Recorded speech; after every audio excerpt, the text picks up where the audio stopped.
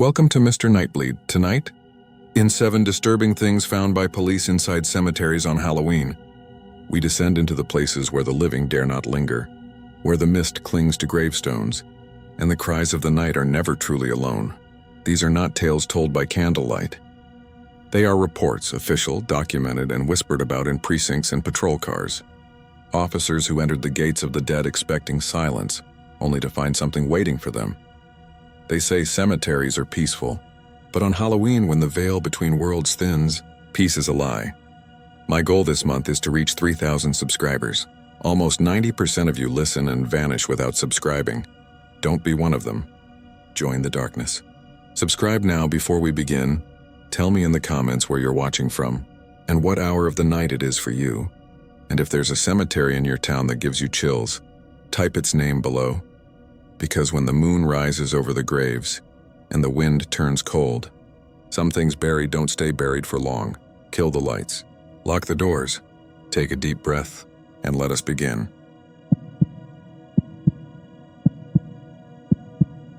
I never planned on writing this down, but it's been years, and I still check my phone at night, like I'm waiting for a call that shouldn't come, and I can't shake the feeling that if I don't tell it straight, something else will tell it for me. Back in 2013, I was the overnight dispatcher for the Maple Hollow Police Department up in Maine. Small town, nothing fancy. My booth was a square room that smelled like coffee and Lysol, with 2 windows that only ever showed fog or dark trees. Nights were about dog complaints, a drunk driver once in a while, and tourists who got turned around and wandered past the cemetery after sundown. That cemetery, Maple Hollow Cemetery, was old granite and newer cement. Lots of maple and spruce and a soft hill that gathered mist like a shallow bowl. You could hear your own footsteps there even when you stood still. If you know the kind of quiet I'm talking about, you know why some guys double-check their headlights on the way home. My friend Jake was on patrol most nights back then. He'd swing by with gas station snacks and lean in the doorway, one hand always wrapped around a styrofoam cup like he needed something hot to hold. We joked about writing a coffee table book of small-town weirdness. We knew Walt, the groundskeeper of the cemetery, by first name. We knew the funeral home director, quiet man named Devlin who kept his suits in plastic and used this old lemon cologne that stuck in the halls. My sister Erin waited tables at the diner on Route 3 and would sometimes drop off pie slices after the bar rush. That's about the whole cast of my life that year. Simple, familiar, the way an echo is familiar. A week before Halloween that year, we had a burial for a young man named Colin Brooks. I didn't know him personally, but Maple Hollow is one of those places where everybody is a cousin once removed, if you squint. He was 25, had an old sport bike, and a mother who came in to sign paperwork with a tissue crushed in her fist. He'd wiped out on black ice. No blood and guts details, I promise. Just the kind of dumb bad timing that makes a state like ours dangerous in shoulder season. He was buried on a Wednesday. I only knew because I routed traffic cones for the procession and listened as the funeral director asked me over the phone about parking overflow and whether we could get an extra cruiser for the family escort. Jake handled it and said he'd take the boulevard. After the funeral, he came by the booth and set down a slice of pumpkin pie from Erin. We ate in silence. He didn't say much, just rubbed his thumb along a chip in the styrofoam cup and said the mother looked like a gust of wind would take her. I remember thinking that if grief had edges you could cut yourself on. That woman had been sliced to ribbons. 2 nights after the burial, the phone at my station rang at 2:17 a.m. It was one of those sharp, thin rings that makes you straighten up. Walt's voice came through with air around it like he was outside. He said he was doing his rounds in the cemetery and thought he heard a phone. I asked what kind. He said, "A cell phone, sweetheart." "You hearing me? Out here." I heard another sound below his voice, a faint beep-beep that you wouldn't notice unless you paused breath. He said it kept starting and stopping. I told him to stay put and radioed Jake, who was doing laps near the fairgrounds. Jake made the turn and was at Maple Hollow in under 3 minutes. I patched Walt's call through to Jake's car while keeping a line open on my end. I'm not saying I wanted to listen. I'm saying I couldn't not listen. Their voices came and went with the wind. You could hear Walt's boots on the damp grass and the way gravel crunches when someone tries to step quieter than they feel. Jake's cruiser idled with a purr you mostly feel through your teeth.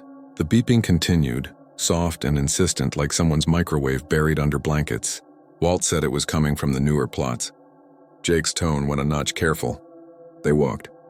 I pictured them moving through rows that didn't need their flashlights. The cemetery knows where its people are. Walt stopped first. He said, "It's louder by Brooks." Jake asked, "The kid?" Walt said, "Yeah, the one they buried Wednesday." The beep-beep changed, became a ringtone, one of those generic ones, tinny and bright. It was muffled, and I could hear the plastic flap of something shifting. Jake swore, not at the phone, but at the idea of it ringing where it rang. He told Walt to hang back.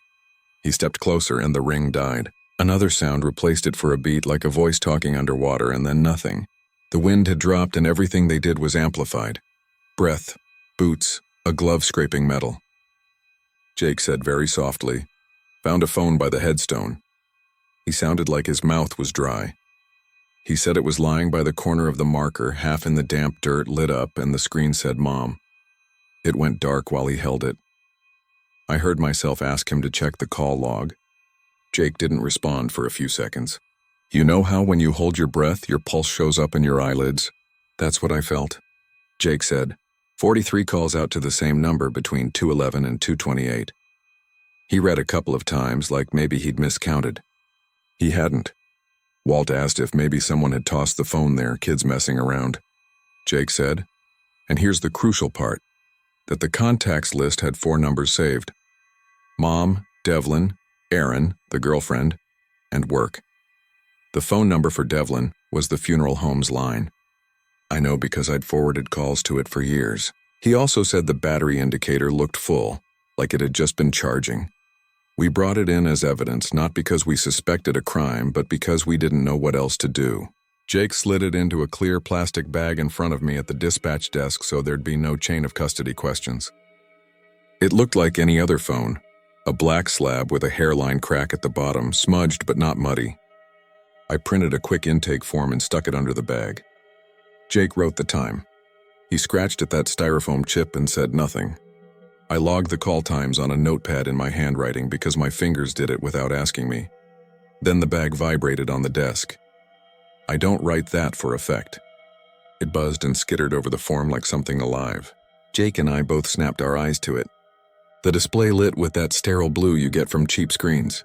The word Mom glowed like it was the only word the phone knew. Jake picked up the bag gently and looked at me.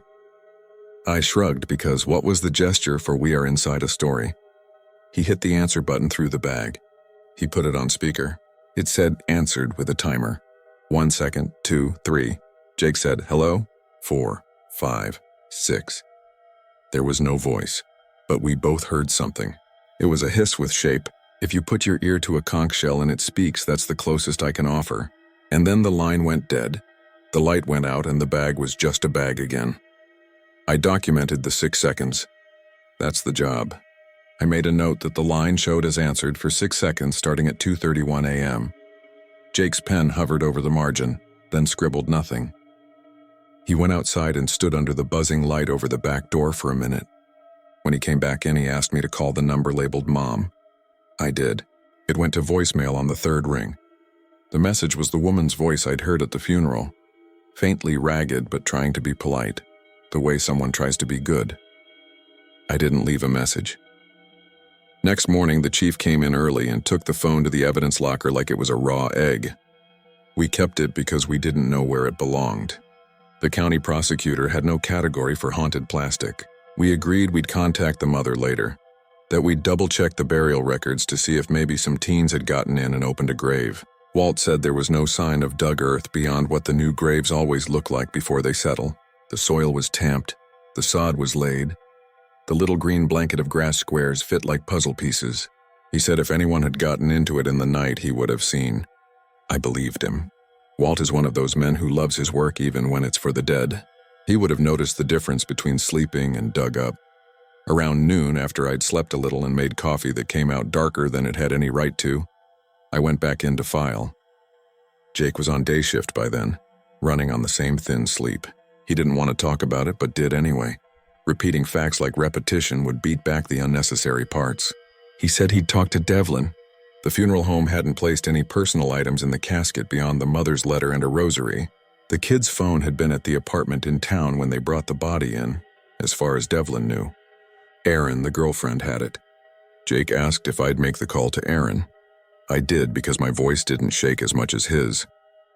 Aaron told me, taking breath breaks like someone running upstairs, that yes, she'd had the phone, that she'd charged it and had tried to call Colin's mother the day before the funeral to coordinate photo boards, that after the funeral she couldn't bring herself to turn it on again. She said she'd tucked it into a box with his things and left it on the kitchen table. She said she remembered because she ate cereal next to it and felt like the phone was company. That morning, she had gone to put it in a drawer and hadn't found it. She had assumed she'd moved it. I didn't tell her we had it because I didn't know if we did in the way that matters. Around 2 in the afternoon, after I'd drained the coffee and my hands had the shake of too much and too little at once, I went to the locker to file the intake notes. The phone bag was sitting on the top shelf in a bin. It looked like a toy that had calmed down. I stood there with the clipboard and had that sense you sometimes get in hospitals where you whisper, even when you are alone. I told myself I would just glance at the call log again to be sure I copied it right. I lifted the bag carefully and pressed the side button. The screen lit up but didn't go to the lock screen. Instead, it opened straight to the call history. 43 calls to Mom between 2:11 and 2:28. The uppermost entry had a little blue arrow next to it, which meant outgoing.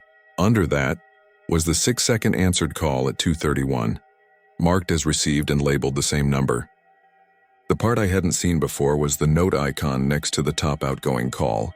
I didn't know the model well enough to know why. I tapped it through the plastic. A memo opened. It had one word typed in the note field: cold. I closed it and took a long breath through my nose. I smelled dust, metal shelving, and the faint lemon that clung to Devlin whenever he came in. Jake came in behind me and asked if I was okay. I said yes because the answer to that question is always yes until it's not. We called the mother that evening because it felt like a thing owed to her, and because if strange was happening, she had earned the right to hurt with the truth rather than with a softer lie. Her name was Marjorie, and she answered on the second ring. She had the kind of voice that apologizes for existing. Jake explained slowly what we had found, and that we couldn't yet explain it. To her credit, she did not scream, curse, or accuse us of being cruel. She said, "He never liked the cold," and then she cried a sound that is not a scream and not a sob but related to both. She asked if she could come by. Jake said not yet. He told her we were treating it as a possible evidence issue first, even if what it was evidence for we didn't know. That night around 1:30, the phone in my booth rang and the caller ID said it was the funeral home. I picked up and heard only the soft rhythm of a building at night. Then Devlin whispered my name like he was tasting it to make sure he had the right word. He said someone had left a message on his service line from an unlisted number around midnight. He'd only just checked it because he had woken and couldn't sleep. He said the message was 9 seconds long, and he asked if I wanted to come down and hear it rather than hear it over the line. I went, "It's 2 blocks. The night felt like the kind of cold that slips under your cuffs. Devlin kept the funeral home neat to the edge of obsession. Even his shadow on the linoleum seemed mopped. He played the message for us twice. It was recorded at 12:02 a.m. from a number that the machine showed as unknown. The recording had the same conch shell quality as the 6-second call earlier, a hiss that felt like someone speaking through their teeth. At the end of it, a man's voice breathed once and said, like a child practicing a word, "Home." Devlin pressed stop. He lit a candle on his desk because he said the fluorescent lights bothered him at that hour. Jake and I didn't speak for a full minute. Then I said, "Could it be from the mother? Or the girlfriend?" Devlin shook his head. He knew their numbers. He said something odd without meaning it to be odd. He said, "I don't like the way that voice was in the room with us when it wasn't in the room yet." We checked with the phone company. The call to Devlin's service line had no traceable origin beyond the county switch. The calls from the cemetery couldn't be explained by any tower logs because the carrier said the phone registered as active south of town at midnight, then unregistered, then pinged nowhere. I don't claim conspiracy because I don't think we had one. I think we had a hole and information fell through it like dust. Over the next few days, little things gathered. Walt started finding small depressions in the grass near Colin's grave in the mornings. Not footprints exactly. More like where something heavier than wind had rested. He didn't tell anyone but me because he didn't want to be the groundskeeper who believed in footprints that weren't there. The mother left flowers in a jar that she replaced every other day as if it were a job. Erin, my sister, had a customer in the diner who asked if she knew where the cemetery was because he was passing through and liked old stones. She told him how to get there, and he left her a $20 tip even though he only had coffee. That night she told me he had looked tired in a way that felt familiar. A week later I was alone in the booth around 2 in the morning when the phone on the desk vibrated again. Not ringing, not the evidence bag, just my own personal cell skittering an inch. The screen said, "Mom." My mother had been asleep for hours and never called at that time. I picked up and said hello. Another hiss with shape, a line of cold air across my ear canal. I said, "Who is this?" A voice that could have been wind or could have been a man said very softly and very close, "Cold." Then the line went dead and my phone showed no record of the call. I called my mother anyway. She answered on the third ring, red with sleep, and asked if everything was all right. I asked if she had called me. She hadn't. I told her I loved her, which felt like patting some part of myself that had been hit. The chief authorized a meeting with the mother the following day. We sat across from her in a small room with a humming vent and a bad view of the dumpster. Jake explained again what we had and slid the bag across the table. She put her fingertips on it like touching glass in a museum. She did not try to open it. She asked if she could see the call log. Jake held it up. She nodded at the dates and times as if she had been awake then anyway. She didn't ask the question you were thinking, not in the way people ask in movies. She said almost conversationally, "He always slept with that thing nearby, even if I told him not to. He had a bad habit of calling me when he couldn't get warm. Like I could do something from my bed across town. I'd tell him to put on socks and he'd laugh like he just needed me to remind him that he had feet." She smiled a little without warmth and then folded her hands. She asked if she could leave the phone with us for now. She said she felt safer knowing we were in charge of it, whatever it was. The calls stopped after that. For a while, we let ourselves believe it was over, that we had had an odd patch and now the ground had settled. Walt reported that the depressions near the grave were gone. The flowers in the jar started to wilt the way flowers do, appropriate to the calendar. Devlin went back to speaking in complete sentences again. Jake slept. Then 2 nights before Thanksgiving, patrol got called to the cemetery because someone saw light in the fog. It was a pair of juniors from the high school who had snuck out to smoke on the hill, and they said they'd seen a little blue circle of light bobbing around the newer plots. They weren't too panicked. Kids had been telling ghost stories on that hill forever. Jake and Rosa, the other officer on at that hour, went out to look. I listened, not because I needed to and not because I wanted to, but because my hands reached for the volume without my say-so. Jake reported no trespassers. Rosa mentioned the fog had the kind of shine it gets when the air is just about to freeze. They walked past Brooks. Rosa said, "Hear that?" Another beep-beep, familiar in a way that made my stomach pull. They found nothing. They walked on. They came back. And then Jake said a sentence I typed without thinking because I didn't want to miss a word. "Grave 2 down from Brooks is open." They didn't mean dug up, not in a horror movie way. They meant the earth had slumped at the corner, a sink 6 inches deep and a foot wide. Anyone who has stood on new ground knows it settles, but this looked like a hand had rested or a foot had pivoted, and the ground had obliged. They marked it off with tape because that's how you bring sense to something that makes none. They checked the stone. The name was not someone we'd buried recently. It was a woman who had died 3 years earlier. No reason for her corner to sink that night and not a different 1 miles of weather away. The tape fluttered in a wind that didn't blow. After sunrise, Walt filled in the depression with care and apologized out loud to a woman who wasn't there. I started keeping my phone in a drawer at night. I told myself it was sensible, that I wouldn't be annoyed by the light.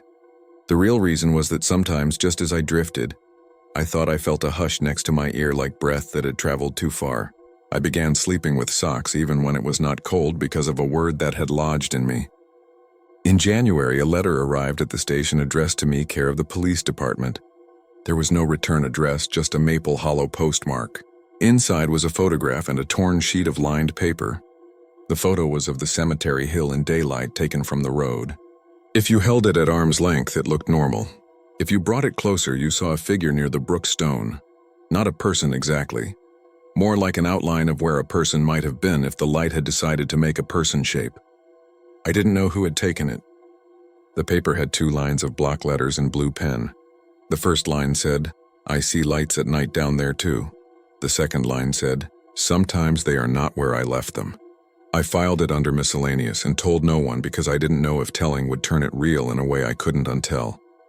I've worked a lot of nights since then. I moved to a different department for a few years and came back. I got older and stopped drinking coffee after 9.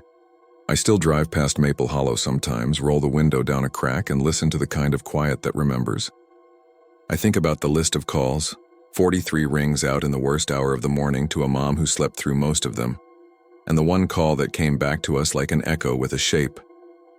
I think about the word on the memo. I think about the recorded breath that said home like it was almost the right word and almost the scariest. I think about Jake, who left the force a year later and swears it had nothing to do with any of this, and about Walt, who still brings grass seed out in spring and speaks soft to the stones when he waters. People will say there are explanations. Phones get buried in pockets all the time, right? Glitches happen. Settling soil looks like hands because we look for hands everywhere we go. That's fine.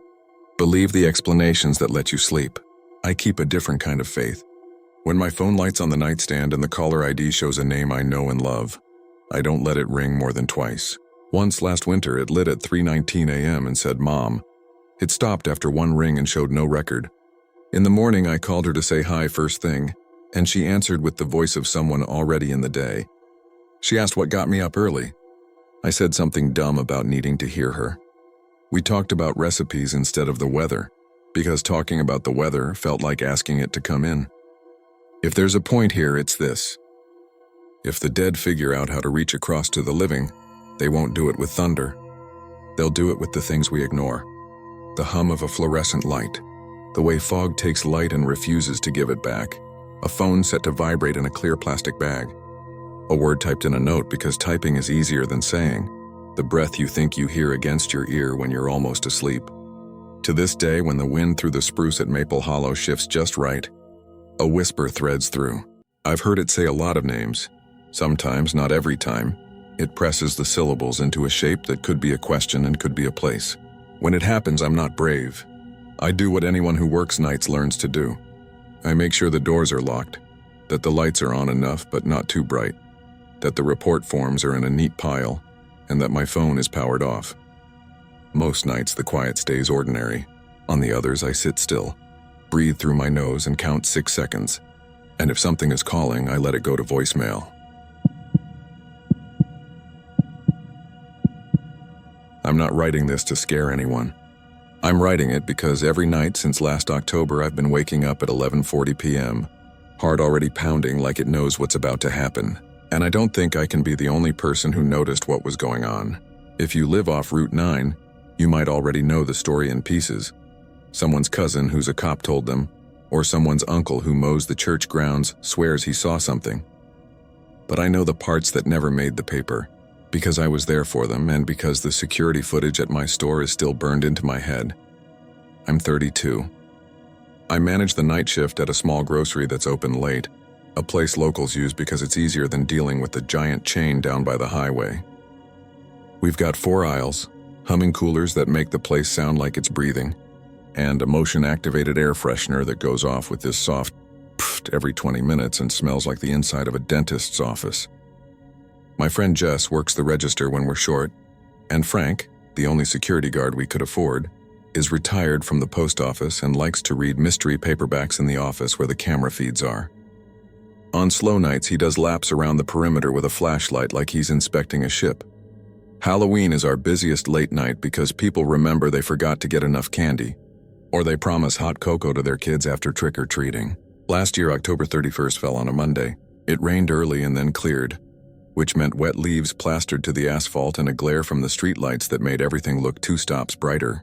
The parking lot smelled like damp dirt and the cold metal scent that comes right after rain. A plastic witch we hung in the window kept turning on her motion sensor because the door was nudged by the wind. So every time I was stocking the bread shelf, I'd hear her scratchy recorded voice say, "I've been waiting for you," and her eyes would flicker red. Jess threatened to take the batteries out. We noticed the old man at about 11:35. Jess saw him first. I was in the back room breaking down cardboard, and she called through the swinging door, "Hey Liam, are we doing cash only after midnight or tonight?" We closed the register drawer at midnight and switched to the self-checkout for an hour so we can count. But it wasn't midnight yet. I stepped out, wiping my hands, and there he was at lane 2. He was neat. That's the word that popped into my head. Not fancy, not costumed, just neat in a way I don't see much anymore. Dark suit that fit him. Felt hat with a crease, shirt buttoned all the way, and a narrow tie. Gloves that looked like they'd been cared for. He was thin, not hunched exactly, but standing as if someone had told him to stand straight, and he just kept doing it all his life. His shoes were clean even though our lot had puddles. He didn't look like anyone's grandfather I'd met in our town. He looked like an old photograph you might find in the church basement. The kind where the men stare at the camera like they're trying to figure it out. He had 3 items on the belt: a quart of milk, a loaf of white bread, and a bag of apples we get from a farmer 2 towns over. Condensation was forming on the milk carton because the coolers always run a little cold at night. Jess told me later that what scared her wasn't what he looked like, but the sound he made. Not his voice, the lack of small noises. You get used to customers setting things down, clearing their throat, tapping their card. He placed the items so carefully, so softly, like he was in a library. I asked if he needed anything else. He shook his head, one precise movement. "Did you find everything okay?" Jess said after the beep of the scanner for the bread. He nodded. He didn't smile. He paid in cash. He had a money clip, silver, and he slid a 50 free with a gloved thumb. Jess looked at it and paused long enough that I glanced over. The bill looked old. Not dirty, not crumpled, old. The portrait looked different. The lines darker, and the paper had that off-white tone like a page in a used book. Automatically, I told her, "We can't take old currency if it's collectible." But then I thought, that's not a policy. I'm just inventing rules. I stepped closer. It said Series 1935. That's not a date you see on a 50 very often. It felt thick. That's the best I can say.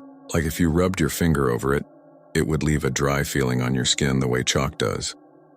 Jess held it to the counterfeit pen. Because that's what you do. The mark was fine. The little red light on the fraud detector didn't glow. The register accepted the cash and printed a receipt, 11:47 p.m. The time stuck out because Frank's paperback fell off the chair in the office right then. Like it was a cue. He sighed and set the book back face down and muttered something at the camera that wasn't recording audio. The old man took his bag. Jess said, "Have a good night." And he answered without looking up, "You too," in a voice that had a little tremor in it, but not from weakness. More like from cold. He turned, and it was like watching a movie of someone walking out of a train station in 1940, except there were metal drink coolers and a promotional stand for energy drinks near the door. He pushed the door open with the back of his hand like he didn't want to leave a print. The bell jingled. The witch in the window cackled. He kept his receipt. Nobody over 60 keeps their receipt at our store unless they mean to fill out the feedback survey for the $5 coupon. I only realized that later. At 11:59, 2 teenagers ran in drenched and bought the last bag of fun-sized chocolate. At midnight, I switched the drawer and Jess logged the totals, and she said, "That guy's bill is not sitting right with me." I told her if the bank gave us trouble, we'd fix it. She rolled her eyes and wrote, "Odd customer with old bill" in the notes like we always do when something feels slightly off but not wrong. We closed at 1. Frank did his final lap and we locked the door in that way where you test it twice, pulling hard, because we'd had a break-in 2 years before through the side exit. I went home to my apartment over the laundromat. The hallway light flickers because nobody wants to replace the ballast. So there's this 50-50 chance you'll be in a yellow tunnel and then, for a half second, in a dim cave before it pops back. I've learned to hold my breath during the dark part, like it's a tunnel underwater. Habit. I was brushing my teeth when my phone buzzed with a news alert from the local station. It was the kind of thing they sometimes push to feel more important, like bear spotted by river or town council votes on leaf pickup. This one made my stomach tilt a little. Officers responded to unusual call at St. Mark's Cemetery off Route 9, it read. A plastic grocery bag was found beside a headstone dated 1941. The items inside? Milk, bread, apples, still cold. The timestamp on the receipt, 11:47 p.m. The store was ours. Obviously, there were only 3 grocery options within 20 miles, and you could tell what style of receipt it was from the grainy photo. I expanded the article to read it. And there was a detail in the last paragraph that didn't make it into the headline. The clerk, it said, told officers the customer was an older gentleman wearing funeral clothes and gloves, and he'd paid with a $50 bill printed in 1935. I didn't sleep well that night. My upstairs neighbor, Mrs. Connolly, likes to leave the TV on quietly so I could hear the murmur of a late-night show through the floorboards. I lay there and watched headlights slide along my wall at intervals as cars went through the intersection. Each time one passed, I thought of someone walking past frosted glass and paused to listen for a knock. I didn't get one, but at 2:13 a.m. I heard a shopping cart squeak outside on the pavement, and I went to the window and remembered we don't keep carts outside at night. The police came by the store the next morning. Officer Rivera asked if he could see the security footage from between 11:30 and midnight. He was polite. He had mud on his shoes, and he wiped them carefully on the mat before stepping behind the counter, which made me like him more or less immediately. Frank queued up the feed. We watched the door camera first. You can tell a lot from how a person opens a door, by the way. People who push with their hip, people who squeeze through a gap, people who yank. He pushed it like he was leaving a chapel. Slow, no sound from the metal bar. The sensors triggered late because the rain had made the threshold stick, so for a second he was a silhouette. And then the automatic lights came on bright overhead, washing his face out in the way cheap LEDs do. If you've ever been filmed by LED light, you know it can make you look flat and weird, like a rendering. He walked with the bag of apples angled away from his leg like he didn't want to bruise them. I can't explain why that detail bothered me so much. It felt practiced. It felt like he cared about getting something right that didn't matter if you were the only person left. Frank scrubbed forward to the register camera. There was Jess scanning, bored, not wearing the cat ears she was supposed to wear because she said they gave her a headache. You could see the bill. Frank paused it and zoomed, but the series date was just a blur of pixels. Still, Rivera leaned in, squinting, and said, "Huh." We watched him leave. And then something happened with the door camera that I have never been able to explain, in a way that doesn't sound like I'm trying to. There was a moment where the frame stuttered, just once, and the old man's hat seemed to tilt in a way that didn't match the movement before it. Not a glitch, more like a decision. Frank rewound and played it 3 times. Each time the same. It wasn't sinister. It just didn't line up quite right. Like if someone used scissors to cut out a person from a photo and slid them slightly over a fraction of a second. Rivera didn't mention it. He wrote something on his pad and asked for a copy of the footage. He also asked, like it was an afterthought, if either of us had ever heard of the name on the headstone where the bag was found. Harold Pike, he said. Frank said he had a 4th grade teacher named Pike, but she moved when he was 10. I said no. Rivera nodded like that was what he expected and closed his notebook. It became a small local story for about 24 hours. The station reused the same photo of the receipt, blurred the store name, said they were looking into it. Someone posted in a community Facebook group about Halloween pranks, and someone else said it was poor taste to leave food on graves. And then something uglier started where people argued about respect and old town versus new town and politics. The thing is, none of them were there 2 nights later when the second bag showed up. It was November 2nd this time, around the same time. Same items, same receipt timestamp, same grave. The only reason I knew was because Jess texted me from home at 11:50. "He's here." I wrote back, "Who?" even though I knew. She was filling in again because someone called out and I was in the back fixing a freezer seal with a hairdryer, and she said she saw him through the window by the magazine rack. Just a sliver of him passing, and she didn't want to be dramatic. She was praying, she wrote, her word, not mine, that I would tell her it was a guy in a costume. I said I'd come up front. I caught him as he reached for the milk. People in my town aren't shy. We say hello to people we don't know, especially older folks. I heard myself say evening, and he turned his head just enough to show me the side of his face, the smooth, shaved cheek, the thin line of his mouth. His eyes were blue and glassy in the bright LED glare. He had those faint liver spots you see on the backs of hands, and the skin on his neck looked thin, papery. He wasn't a ghost. He was real enough that it would have been rude to stare. He said, "Evening," and reached for the bread with a steady hand. When I'm nervous, I try to be practical. "Just so you know," I said, "the apples are from Downey's farm. They're better if you eat them soon." That made him smile very slightly. "They always are," he said. "Always are, like this wasn't the first time." He paid with another old 50. Jessica watched his hands like she was trying to see how he did it. The head tilted again at the door, the tiny lag. It sounds insane to say a head tilt is what got under my skin, but it was like a metronome that was out of time with the song. Rivera called us the next morning, didn't even come in. "Another bag," he said. "Same grave." His voice had a tiredness that made him sound older than he was. "We're going to have to keep an eye on the area, but please let me know if he comes again." It didn't stop at 2. People started leaving jokes about leaving coffee at their relatives' graves. People made guesses about who it could be, that it was some performance art nonsense. But there's nothing unserious about standing in a dark cemetery, breath steaming, knowing that you are not alone and that whoever is with you isn't trying to scare you. That's the part that kept me off my balance. None of it felt like a prank. It felt like an obligation.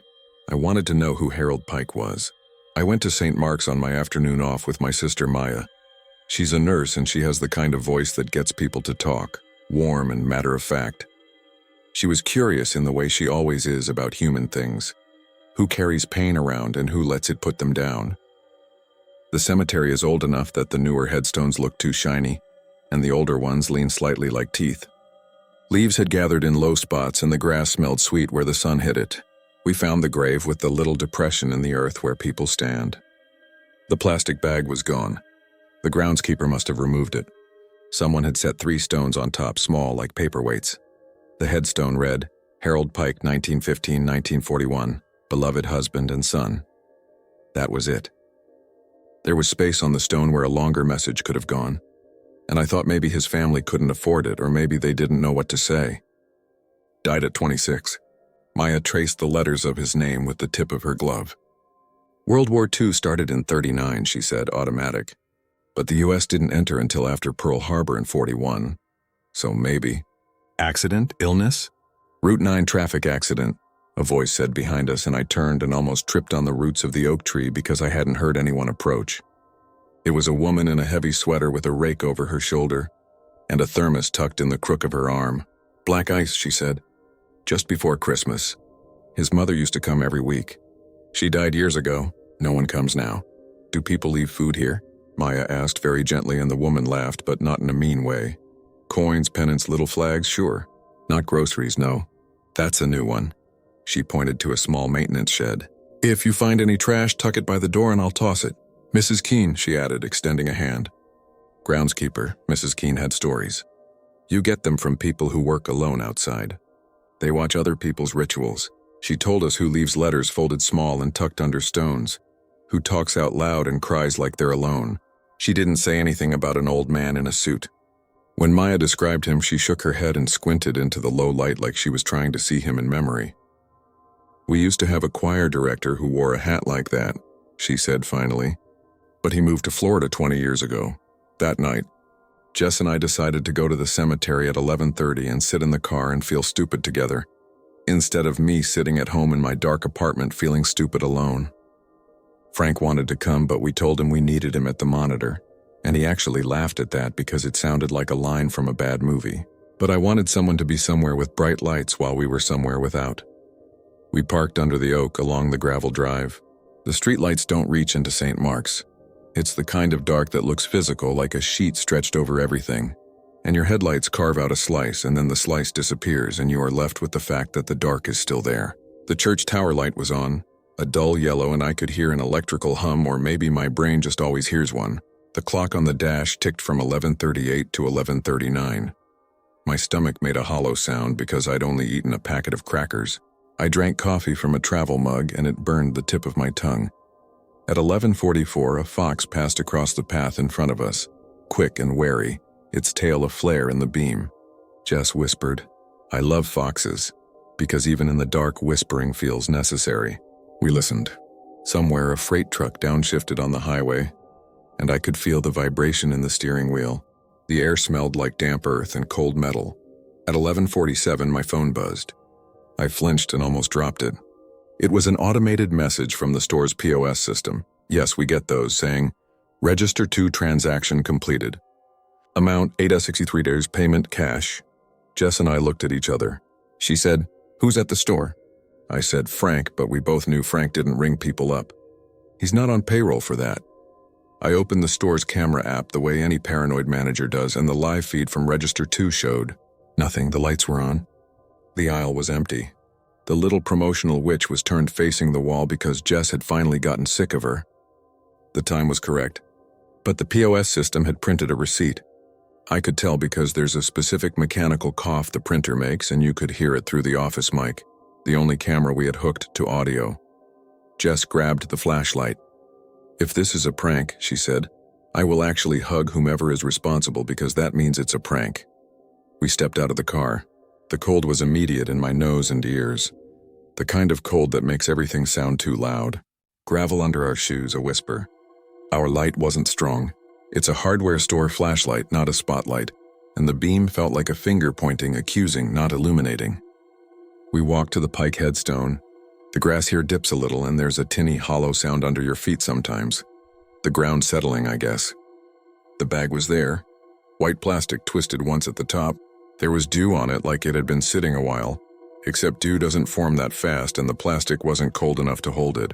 The handles made those tiny hissing sounds plastic makes when it rubs itself. The apples were red and perfect and dry. The milk had condensation in a ring near the cap like it had been lifted and set down. And the receipt, the receipt said 11:47 p.m. Our store header, Jess's register number, and the note line that said, "Bag." Jess writes bag every time she rings up a bag now that management asked us to charge for them. We both stared at that because it was so stupidly mundane and proof-like at the same time. There was a smudge beside the time like a thumb had pressed there, very gently and then lifted. "Hello?" Jess said, "Because you say hello." "Sir, are you here?" Her breath plumed and vanished. We didn't hear footsteps. There's something about expecting a person and getting wind that feels like a trick. The oak leaves rattled softly. Not like a shake, but like a sleeve being brushed back. A noise to our left made me think of fabric, of a coat sliding along a rough surface. I swung the light and it hit the angle of a hat brim, and then the beam bounced up into branches, and I realized I'd lit the marble of another headstone, the curve of it. I panned to the right.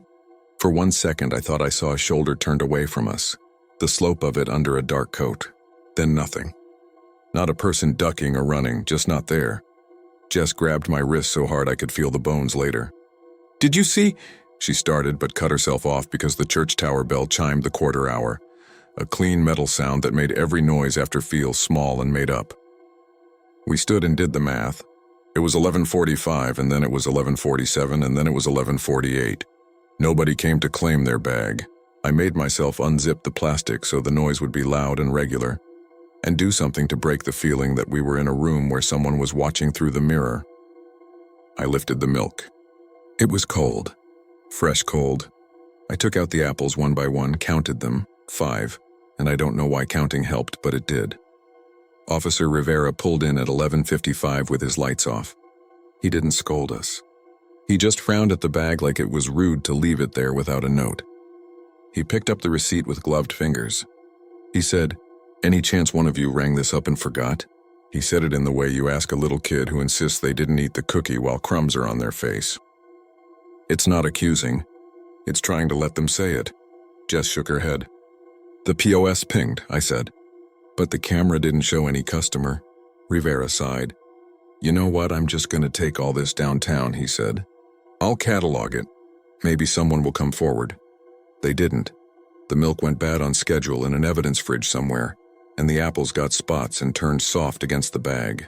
But the receipts kept printing at 11:47 p.m. on specific nights, every other night for a while, then every third night. Always the same format. Sometimes Jess was there. Sometimes I was. Sometimes neither of us was, and the night clerk, Kyle, who thinks everything is a game, called me like he wasn't sure if he should be scared or excited. He told me it felt like the store had an extra breath in the building around that time. Like the fans in the dairy case took a deeper pull, and then the hum went normal again. Other small things changed. The grocery safe is temperamental. You have to jiggle the keypad if your fingers are too cold. One morning, the 50, that same series, 1935, was in the safe even though I'd locked it in the drawer, and it was clipped with a tiny paper clip that wasn't ours. On the floor under Jess's register, we found a small dry leaf that looked like it had been flattened in a book. I thought of the fox sitting somewhere with this entire story threaded through its head like a scent. I started noticing that the automatic door took a fraction longer to close after an 11:47, as if it were reluctant to finish the movement. Mrs. Keene said she found deep, careful footprints near Pike's grave on nights we hadn't been there, set a little apart from the path, like someone who doesn't want to step where they shouldn't. Frank told me he dreamed he was watching the store feed and a man was standing in aisle 3, holding a single apple in his bare hand. And Frank could see indents where his fingers pressed. In the morning, the apple display had one apple with 5 faint, paler marks along the skin. That could have been anything. People pick up, put down. That's what a store is. It's the same 5 minutes repeated with different people. Maya, who is practical in the way that matters, told me to bring a second bag to the store, to ring it up at 11:46 as a return, like the opposite of what was happening, if that even made sense. "If you feel like you have to participate, at least give it a name," she said. "Rituals go better when you know where to stand." I teased her that she sounded like a church lady and she told me to shut up. I tried it. On the 8th, I rang up a bag at 11:46 and marked it returned items on the line. My own little rebellion. The 11:47 still printed, and this time the receipt listed the apples as 5 Downey's Farm, even though our system just says APL Local. I didn't tell anyone that, because it felt like the system had met me in the middle and I didn't want to spook it by acknowledging it. Around Thanksgiving, a man in his 50s came in during the day and wandered a while and finally asked Jess when she restocked the apples. She told him Tuesdays and Fridays. He said he was looking for the good ones. She said they're all the same from the same crate. He put his hands in his pockets and looked like someone about to say something important, and then decided to say nothing instead. He bought a bottle of club soda and left. Jess described him later and my brain supplied dark coat, neat, precise movements. I wanted him to be the man, older now, changed. But he was just a man in a coat and my brain was connecting what it needed to. In December, the store got a corporate email about currency policy. It was bland and reminded us to deposit all bills and monitor for counterfeits. I printed it and pinned it behind the register. That night on the 14th, the 11:47 printed just as the church tower bell chimed once. It came out of the printer with a little curl to the paper, and on the back, where there is never anything, there was the faintest gray smear like someone who had ink on their fingers had touched it, and then folded it and then changed their mind. I told myself a lot of stories that winter to make it ordinary. I told myself about a son working a night shift for a long-ago family, bringing groceries to his father's grave because his mother couldn't anymore. I told myself about a man who died on black ice and a friend who never stopped believing that the living and the dead eat the same food if you leave it where they can reach it. I told myself that something sad doesn't have to be a haunting, that it could just be a good habit that survived its own usefulness. Some nights that helped. Some nights the habit itself felt like the haunting. The last time I saw him, if I saw him at all, was in January. The cold that night had a knife edge and the light above the dairy case buzzed irregularly, an insect trapped in glass. The door chime dinged softly and Jack from the hardware store came in to get salt for his steps and we talked about pipes bursting and he left. And the air went quiet in that way it gets just before the thermostat kicks the heat. At 11:46, the cooler fans cycled down. I could hear Jess humming under her breath, this tune she does when she's counting. At 11:47, the printer coughed and the receipt emerged and I felt the tiniest shift, like the pressure in the store changed as if a bus door had opened far away.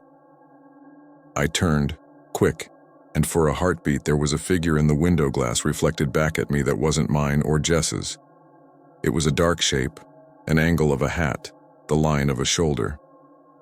Not in the doorway, not on the mat, in the glass. You know how sometimes you see through 2 panes at once and you get the hallway and your own face layering? It was that, but with a bit missing that shouldn't have been. I took a step. The image smudged and became 2 stacked drink cases. I walked to the door anyway because you always do, even when you swear you won't. And the night outside had that dead sound that makes a small town feel like its own inside. The streetlight threw a perfect circle on the wet asphalt. Far across the lot, a shopping cart stood crooked even though we never leave them there. I stared long enough that my eyes watered. It didn't move. The wheels were in the little depression of a pothole, and they made a shape like a person leaning. Back at home, I put the latest receipt in a drawer where I'd been keeping the others, even though I knew that was a form of participating. My sister says rituals go better when you tell someone about them. So I'm telling you, there are 12 receipts in that drawer now. They are all stamped 11:47 p.m. The top one smells faintly like cold milk for reasons that should be impossible. 2 weeks ago, I came up the stairs to my apartment and the hallway light did its flicker. In that pocket of dim, I heard a grocery bag rustle, and I told myself it was the sound of my neighbor's newspaper slipping in its sleeve. I unlocked my door. On my kitchen table there was a bag. I live alone. I am careful about my locks because of that. The bag held a quart of milk, a loaf of white bread, and a bag of apples. Downies, the little sticker said. The apples were unbruised. The milk had a ring of condensation near the cap, like someone had just carried it in from the cold. There was a receipt. There is always a receipt. I took a breath and called Jess. She picked up on the first ring, which means she was awake and waiting. "It's here," I said, and I told her what it was like I was telling a story about a normal thing, and she said she believed me. She asked, "What are you going to do?" The thing is, I knew. I put the bag back together. I put on my coat. I walked down the stairs where the light flickers and held my breath in the dark part without meaning to. The night was still. There was the distant sound of a truck on Route 9, a steady engine thrum. My car doors were unlocked, which I do not do, which made me freeze and then exhale and then move anyway. The trunk was already popped, a gap of shadow. I set the bag inside and closed it gently. It made that plastic hiss. On the driver's seat there was a $50 bill on the cracked vinyl. It was the old series, textured and thick, and it was folded in half once, neat. You might ask why I didn't call Officer Rivera right then. You might wonder why I drove. But I will just tell you that the best way to make something not feel like a haunting is to handle it like a chore, like taking soup to a sick friend. It's like dropping off library books after hours. The road to St. Mark's is muscle memory. You hit the light. You count 1, 2, 3 beats before the left turns green. You pass the diner that closed and reopened and never got its footing back.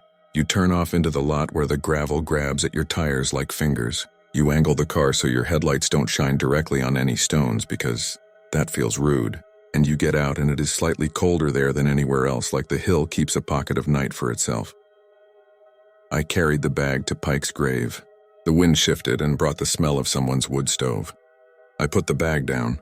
The grass brushed my ankle and was wet through my sock. For a second I had that rush of certainty you get when you lock your door from the inside and hear it click. The feeling of something completed.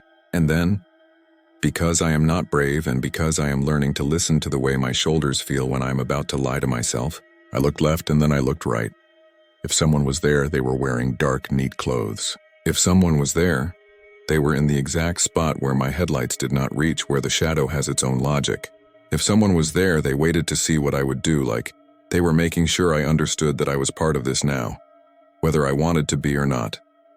If no one was there, my brain has learned to put a person-shaped space into places where obligations live. I don't know which answer is worse. I only know that when I got back home, there was an impression in the dust on my table that looked like a folded piece of paper had sat there. I only know that when I opened my drawer of receipts to add the newest one, there were 13, even though I had only placed 12 before. I only know that sometimes on nights when the air is very still and the metal in my apartment pops softly as the temperature changes, I hear the small, inexplicable sound of a register printer starting up at 11:47 p.m., followed by the slightly louder sound of paper curling as it slides into a tray. And I only know that it is nearly Halloween again. I am going to work tonight. I am going to count the drawers and test the door and tell Jess we are all set. I am going to stand with my back to the window so when I turn it will feel like a choice. I am going to do all the normal things that make a life a life. If a man in a dark suit walks in, I will say evening, because that is polite. If no one walks in and the receipt prints anyway, I will place it in the drawer with the others. If there's a knock on my apartment door later, gentle, the way someone might knock on a church office after hours, I will open it because I am tired of practicing not opening it. And if there's nobody there, only a white bag on the mat and the faint dry smell of an old bill folded once neat, then that's somehow worse and somehow better and exactly what I have been expecting for a year.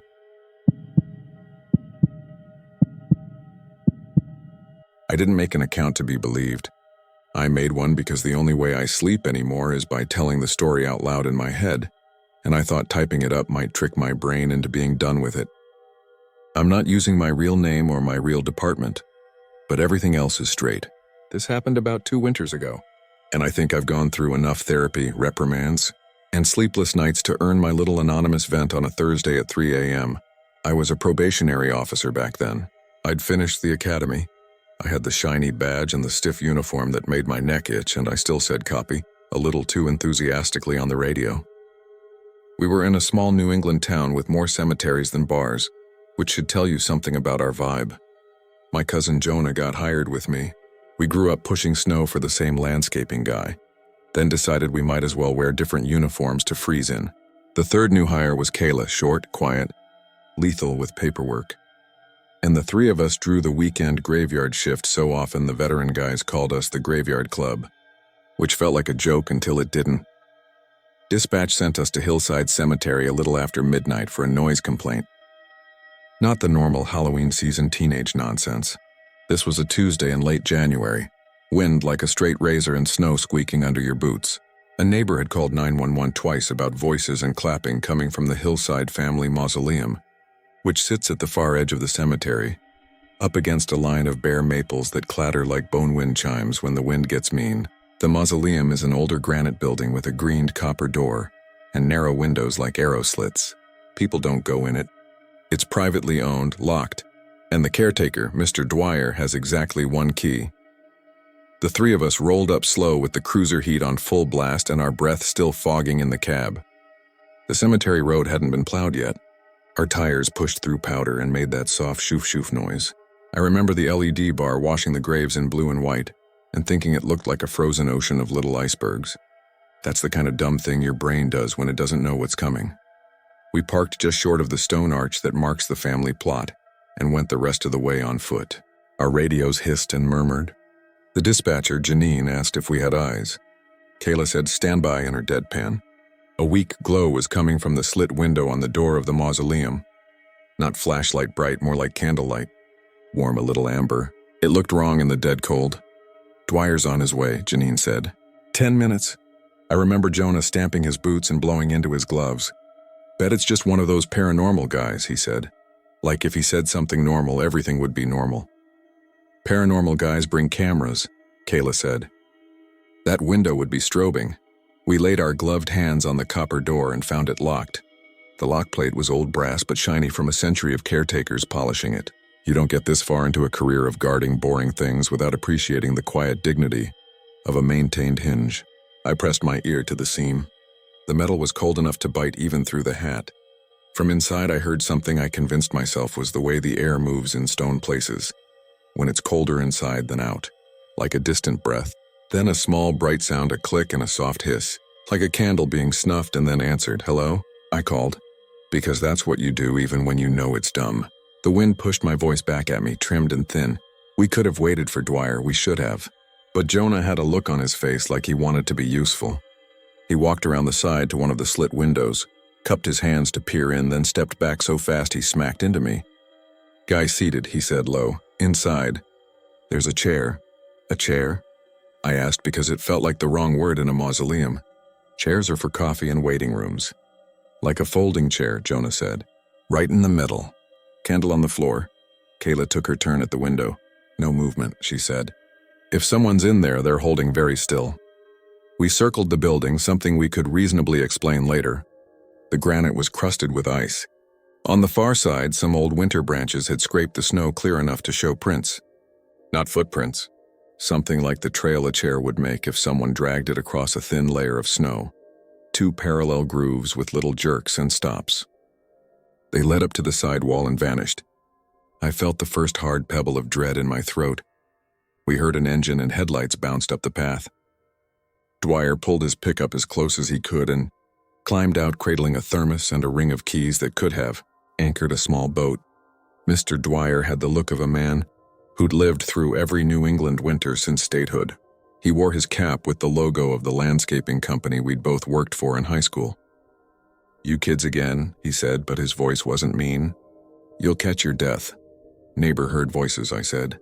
And clapping. There's a light inside. He looked at the door, then at each of us, measuring the seriousness on our faces the way an old farmer measures the sky. He didn't make a speech about trespassers or property rights. He set his thermos down on the stone step.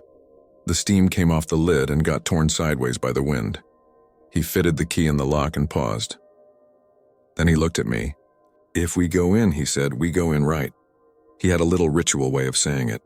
He probably meant flashlights in left hand, free hand for radio, clear corners the way we were taught. We nodded. "All together," he added. "No hero nonsense." The lock turned smooth as butter. He pulled on the copper handle while we braced for weight, but the door came open easy, like it had been opened and closed 100 times that day. We stepped in.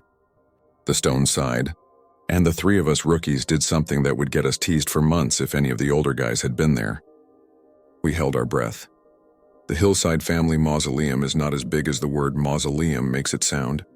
It's one room, maybe 15 feet square, with an aisle down the middle and the walls along each side made up of rows of sealed stone niches with brass plaques.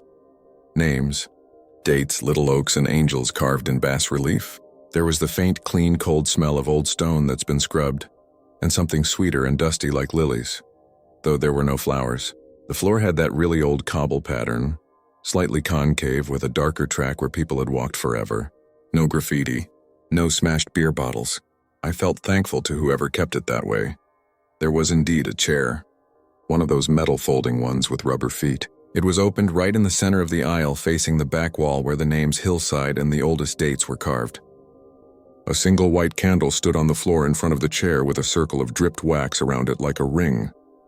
It was lit. The flame made a tiny cone that didn't seem to move at all, like a still shot of fire. That was the first thing. The room wasn't drafty, but there should have been some flicker from 3 people and a door open to winter. There wasn't. The flame might as well have been painted. "Weird," Jonah whispered. "Weird," Kayla agreed, which was something because Kayla didn't usually editorialize. "No prints," I said, and it was true. There was a thin rime of dust on the seat. Old buildings are never truly clean, and nothing disturbed it. No smudges on the back, no tracks on the stone floor except our boot prints in damp arcs. The candle had a smooth uniform melt like it had been burned for exactly this long. No wind, no tilt, no human monkeying around. "Anyone in here?" Dwyer asked, because even old men have to do the formality. His voice came back from the stone like a memory in a hallway. "Nothing." He set his thermos on the step inside the door and closed it halfway to keep the worst of the air out. We fanned the room the way we'd been taught, which was sort of funny because there weren't corners to clear, just names. I saw a plaque with a century-old date that matched a house on Maple where we'd responded to an alarm last week. The brain holds on to little things when it should be watching the big ones. Kayla crouched beside the candle to check the wax, then put a gloved hand near it as if to ferry heat to her face like a hobo with a barrel fire. "Warm," she said.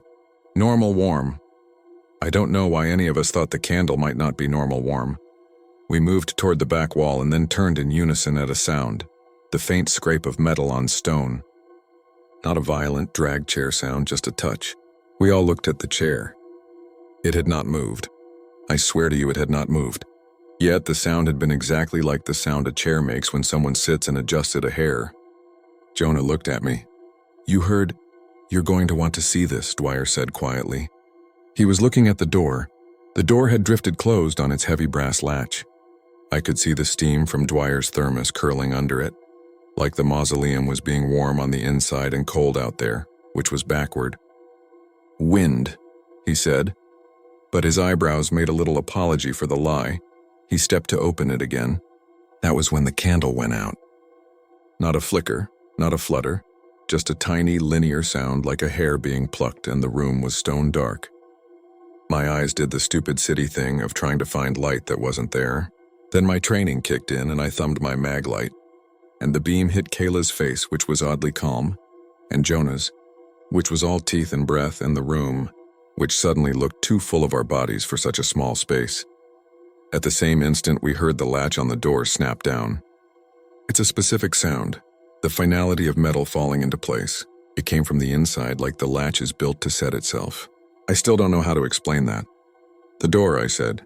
"Idiotic, I know what a door is," Dwyer said, just a little bit testy, because sometimes irritation is the only thing that keeps fear from picking you up and shaking you like a toy. He tried the handle. It didn't give. Janine's voice popped on the radio. "Status check." "Inside the hillside mausoleum," Kayla said smoothly. "We have a locked door. We're fine." It was both true and not true, like so many things in cop work. "Who lit the candle?" I asked because I needed a question that pointed at a person, not at a mood. Dwyer said, "Nobody's supposed to be in here. This isn't used. The family's all planted long time. There's no—" His voice faded. He touched the chair like he'd touched the fender of a car that didn't belong on his property. Jonah had a thought. He went back to where the candle had been and ran his fingers over the stone, then held them up to my beam. A faint grease of wax on his glove. "It really was lit," he said, then laughed once oddly. Like any of us doubted, we tried the door again. We jimmied the latch shut. It wasn't budging.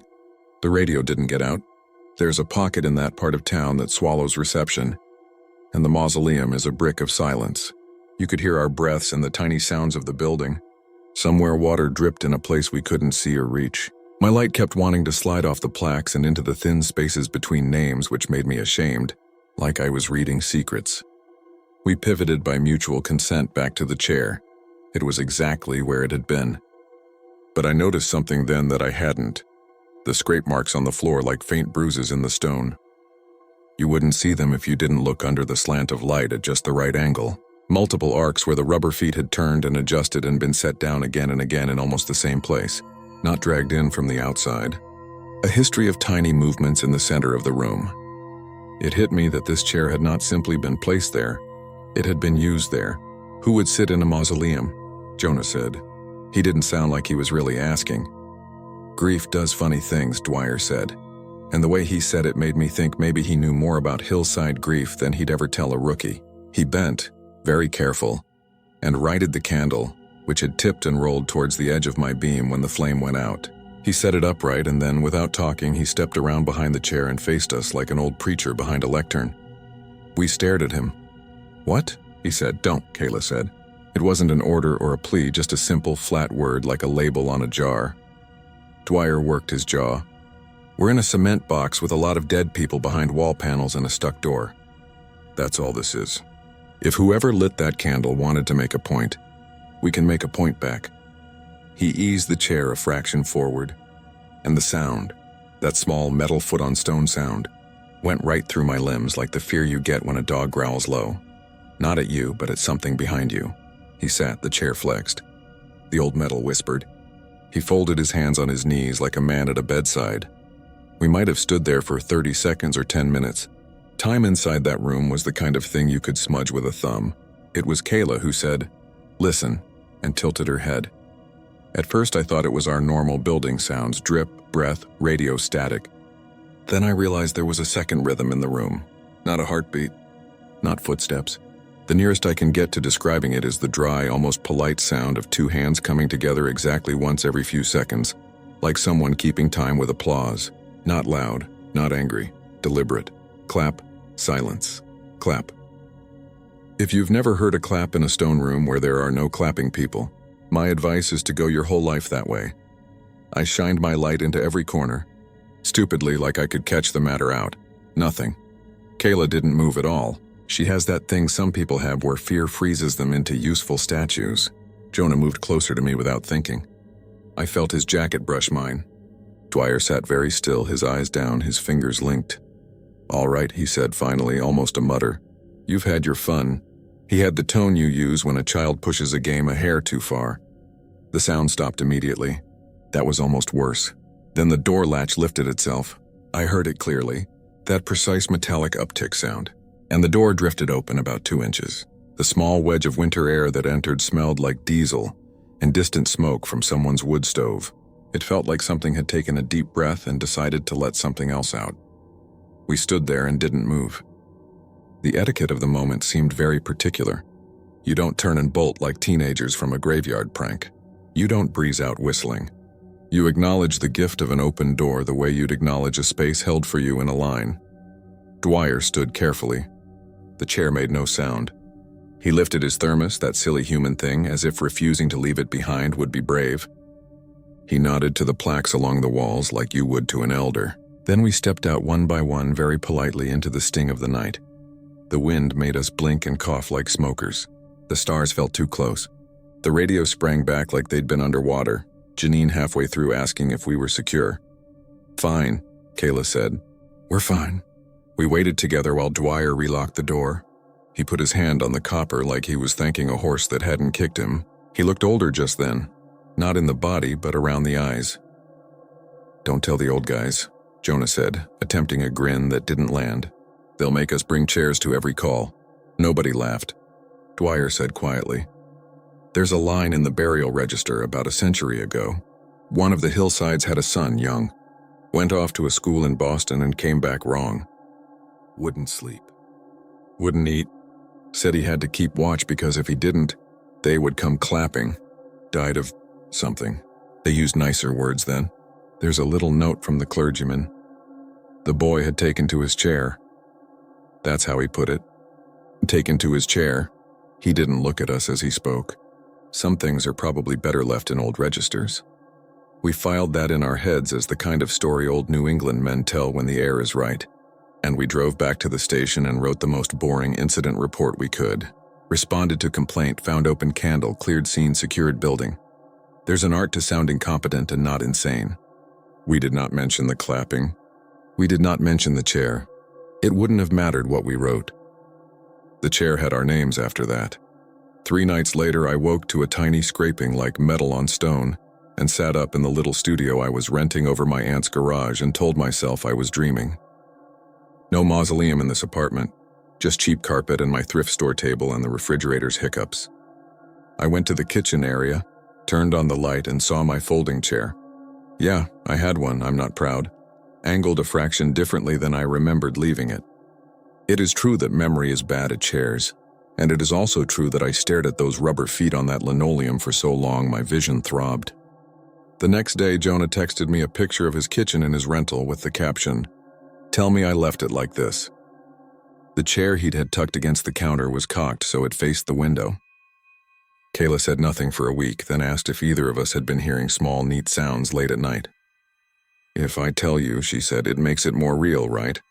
We all agreed to stop bringing chairs to roll call, which was a dumb thing to be doing anyway. Mr. Dwyer called the station a week after that to say he'd gone to the mausoleum with his morning thermos and found the candle sitting upright in exactly the same spot we'd seen it, with a fresh ring of wax around it, unlit. He hadn't lit it. Nobody had a key but him and the hillside lawyer out in Worcester, who hadn't been in town in 2 years. "I'm not reporting a crime," Dwyer said to our sergeant. "I'm reporting maintenance." We tried not to go back, but the town has a way of circling you back to its weird corners. There was a snowstorm that knocked down some limbs and punched out the power on Mill Road, and an old man slipped between the drifts into one of the older family plots, and his daughter couldn't find him for an hour. We were out there in the half-light with headlamps and cusses. I found the man standing in front of the hillside mausoleum, not shivering, not moving, just standing like he was waiting his turn at something.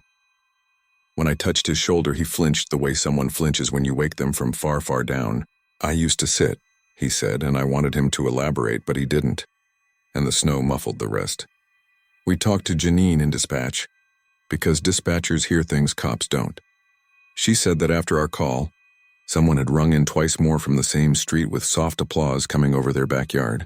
Not the wild, drowning cheer kind, the slow, steady kind you give a soloist who's not on the program. "I told them to check their TVs," she said. Then I turned mine off. We looked at our body cam footage from that night. It's boring as hell, 3 rookies breathing in a stone box. There's a glitch at the moment the candle goes out, the kind you get when a bus drives by a camera with questionable wiring. You can hear the latch. You cannot hear clapping. Maybe the microphones don't pick up polite sound. I started noticing the chair thing in other places. The folding chairs at the station left open a hair wider than the person sitting in them would need. The chairs stacked in the community center after a winter coats drive, one with the leg turned so it faced the door. Once I walked into the break room and found a chair in the middle of the floor, exactly like how the one had been in the mausoleum. Centered, ready, patient. I asked 2 different guys if they'd left it like that. Both said no. Neither of them laughed when I moved it back. It got to me in little ways. I stopped sitting at home in the evenings. I stood to eat. I sat on the couch, but I wouldn't pull a chair out and place it and sit square in it because it felt like stepping into something's schedule. I bought one of those kneeling stools for my desk at the station because I told myself it was better for my back. Jonah started leaving his chairs folded and leaned against the wall like little houses with their doors shut. Kayla said she'd begun pausing before a chair the way you pause before a church door, just a split second of thought about what it's for. We are not stupid people. We know about confirmation bias and sleep paralysis and how silence gets weird late at night. But it made me a worse cop in tiny, measurable ways. I hesitated before going into rooms that had been set up for wakes and council meetings. I glanced into the back of delivery trucks if I saw the little metal legs sticking up like insect feet. I became a man who notices chairs. Another noise complaint came in the following month from the same neighbor, and because South District was tied up with a domestic, we took it. We told ourselves it would be good. Face the thing again. Shame is a tool, and we used it to walk up the same path in the same squeak snow with the same thermos smell from some unseen house. Dwyer met us with that same ring of keys and his cap pulled down so low it made his eyebrows into white bristles. He didn't say much. He moved slower than the last time, but that might have been the ice. We did the little dance with the door. This time it opened. The room inside was exactly itself. Plaques, stone, faint sweetness like funeral flowers. No candle, no chair. I can't properly explain the mix of relief and disappointment I felt. It's the way you feel when you go back to a park you loved as a kid and find the swings rusted and the slide shorter than your memory. You're glad, because the slide disappointed you anyway, but you're also bereft because now you know the park didn't age with you. We checked the floor and found no fresh rub marks. We checked the windows. We stood stupidly in the room waiting for polite applause. "Don't hover," Dwyer said. His voice had something in it, tired, reverent. I don't know, and he moved to the center, set his thermos down, and then, without a word, he unfolded a chair he had brought with him in the bed of his truck. I hadn't seen it there because it was folded flat under a tarp.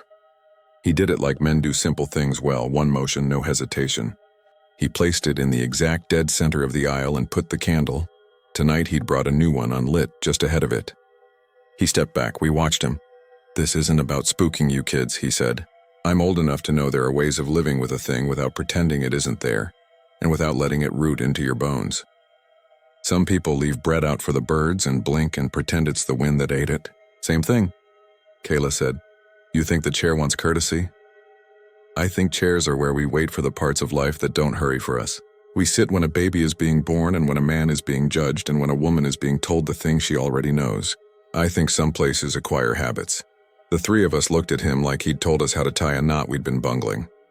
"That night," he said softly, "you kids did fine. You went in, right? You don't always get praise for that in this line of work, so take it where you can, even if it's the size of a match head." He lit the candle with a paper match struck on the zipper of his jacket. The flame again did not flicker. It sat up like a quiet thought. He did not sit in the chair. He nodded to it and then to the door, and we left. I thought about that match head of praise. I thought about habits. I tried to forget the other thing. The thing I don't like to tell because it makes me sound like a poet, and I'm not. It's this. Sometimes at home, late, when I'm trying to write this out or pay bills or do anything that involves a chair, I'll hear it. One single crisp clap from the hallway outside my door. Not a neighbor's door slamming, not a cat. A human clap. Like a quiet, neat person acknowledging that I did a thing correctly or that I understood a joke the world was telling badly. I get up, I open the door. The hall is empty. The air smells like my aunt's dryer sheets, and the stairwell light buzzes and the sound is gone, and yet the sense remains that something patient tipped its hat to me as it passed. I told Jonah once. He said, "I've started clapping back." "For what?" I asked. "For whatever it is," he said. "Politeness. Keeps it from becoming a conversation." Kayla said nothing. She bought a new apartment with fewer interior doors. She parks her chair under her table so her knees bruise when she sits too close. She already had a line in her life that the rest of us didn't, and she drew it in pencil over this and moved past. A few months later, we got moved to different tours. We still text the way you do with people you were scared with once. Little things. A photo of a rolled-up church piano with a chair in front of it. A snapshot of the community room with chairs all tucked in neatly. The corner of a coffee shop where someone has left a chair slightly turned toward the window. On a perfectly still day. I don't send them the one from last week. The one from the station quiet room where I went to clear my head after a search that didn't end the way we wanted. The quiet room is meant for naps and hard conversations. Someone had placed a chair in the middle again. I almost moved it, and then I didn't, and I sat in it and I waited. And I swear to you, it felt like a room full of people I couldn't see were keeping me company with their patience. I fell asleep in that chair for 9 minutes. When I woke up, my radio was ticking with an incoming call, and I went back out into the motion of things. No one commented that I smelled like candle smoke. Maybe that part was in my head. You can chalk this up to stress and young cop jitters and the way New England buildings settle. I wouldn't blame you. But if you've read this far, maybe you've got a corner in your life where rooms remember more than you want them to. If you do, here's the only advice I've earned. Go in right. Don't laugh at what's older than you. Don't make a show of fear, and don't swagger like you can own what can only be borrowed. Sit when it would be polite to sit. Stand when it would be rude to stay. And if you hear a clap that isn't for a performance you can see, nod and keep your place and don't ask it to clap again. I didn't mean to go this long. That's how it goes when sleep is afraid to come all the way in. I keep thinking about the chair in the hillside mausoleum, the one we didn't bring and didn't move and didn't understand. I think about how it sat there with that candle, unbothered by wind and common sense, and how the door closed and opened like a person breathing. I think about a boy with city smoke in his lungs and a head full of night clapping, and the gymnasium of life he couldn't stand to leave unattended. And I think about last night, 2 a.m., my apartment hushed, snow lighting the window from outside, and me standing in the kitchenette with a glass of water. I had put my one folding chair away weeks ago, but there it was opened under the window, neat as a lone guest at a party that hadn't started yet. I could have told myself I forgot, because that would be the kind way to live. I didn't sit. I didn't move it, I said, "All right," softly, to no one, and turned off the kitchen light, and in the dark between switch and bed, there were 2 small, polite claps, and then nothing at all.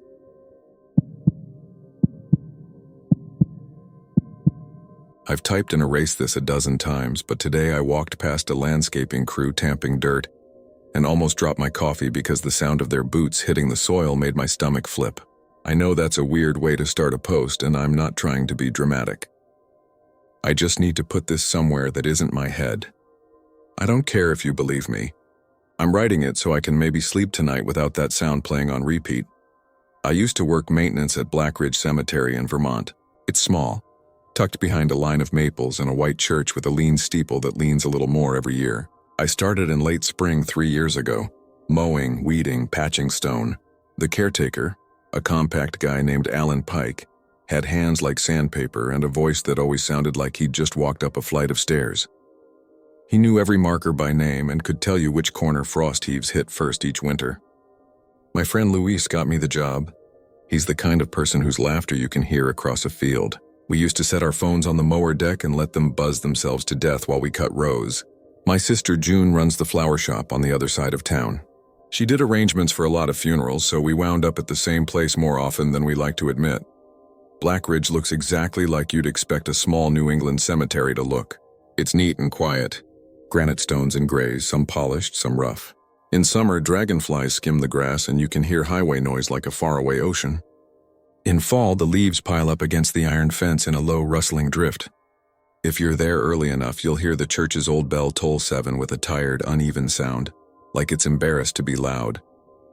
It was September when Mr. Pike noticed the soil. We had rain, then a heat wave, then more rain. The ground got soft in strange places. He was making his rounds, the kind where he runs a flat palm over the top of a stone and mutters when he called out.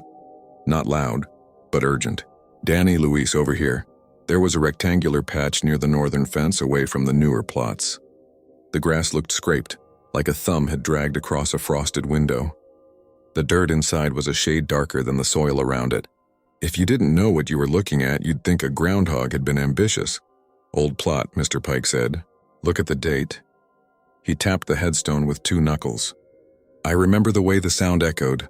Hollow stone in morning air. EM 1899, I read. The full name was worn nearly smooth. The last name might have been Merritt or Marrett. The middle was a mystery. There was a small iron pipe staked into the ground at the head, capped with a rusted bell-shaped top I'd never noticed before. "What's that?" I asked. "Victorians did all kinds of things to keep people from being buried alive," he said. "Breathing tubes. Bell wires. Fads come and go. They didn't trust doctors. Can't say I blame them. He looked at the scraped dirt. This wasn't here yesterday. Sink? Louis said. He shoulder bumped me. Critters? Animals don't rake a rectangle, Mr. Pike said. He looked tired suddenly. We'll probe it, carefully. We use a long metal rod to test the ground so the machines don't fall into voids. I pressed it in at the corners the way I was taught, slow, straight, feeling for the difference between packed soil and air. It went in easy at the top left, like pushing into cake. At the bottom right, it hit something that thocked like wood. The sound made the tiny hairs on my arms lift. I'm telling you this plain because it's important later. The air smelled wrong. Not rot. Not the sour smell you get when a deer dies in a ditch and a week later there are flies. This was a clean smell. Dry and old, like if someone sealed a cedar closet for 100 years and popped it open. There was a note of metal like wet nails. We flagged the plot and taped it off. Mr. Pike called the town.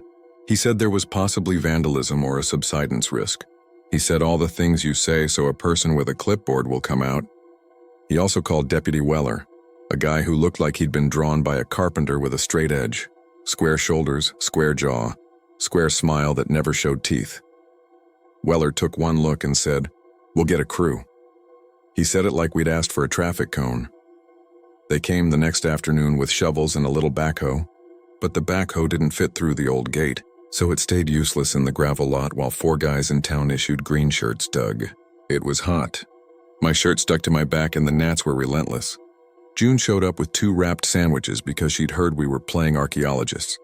She said it like a joke, but she didn't come closer to the hole. She has a sensitive nose, always has, and she stood a few yards off with her hand to her mouth. "Do you smell that?" she asked me quietly. I nodded. Mr. Pike told us to give them space, but none of us left. When you dig into ground that old, you see layers like cake. Grass and root, then darker soil, then a band of bright orange clay where the shovel sticks like glue. There's a sound that happens when the spade hits an object, a kind of bell without pitch. It came at about 3 feet. The digging slowed. We all leaned in and someone told us to step back and nobody did. The top of the coffin was there. Old wood that had once been painted and gone gray. You could see where the lid met the body. The foreman brushed with his gloved hand. He pulled a breath in like he was about to say something and then he didn't. Just looked at Weller. "Sir?" Weller cleared his throat. "We're treating it as vandalism," he said. "We document. We don't touch the lid until we've photos." "Vandalism?"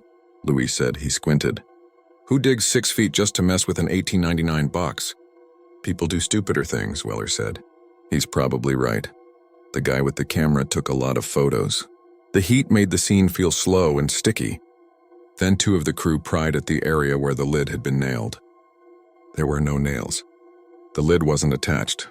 It lifted like a door that had been left unlocked.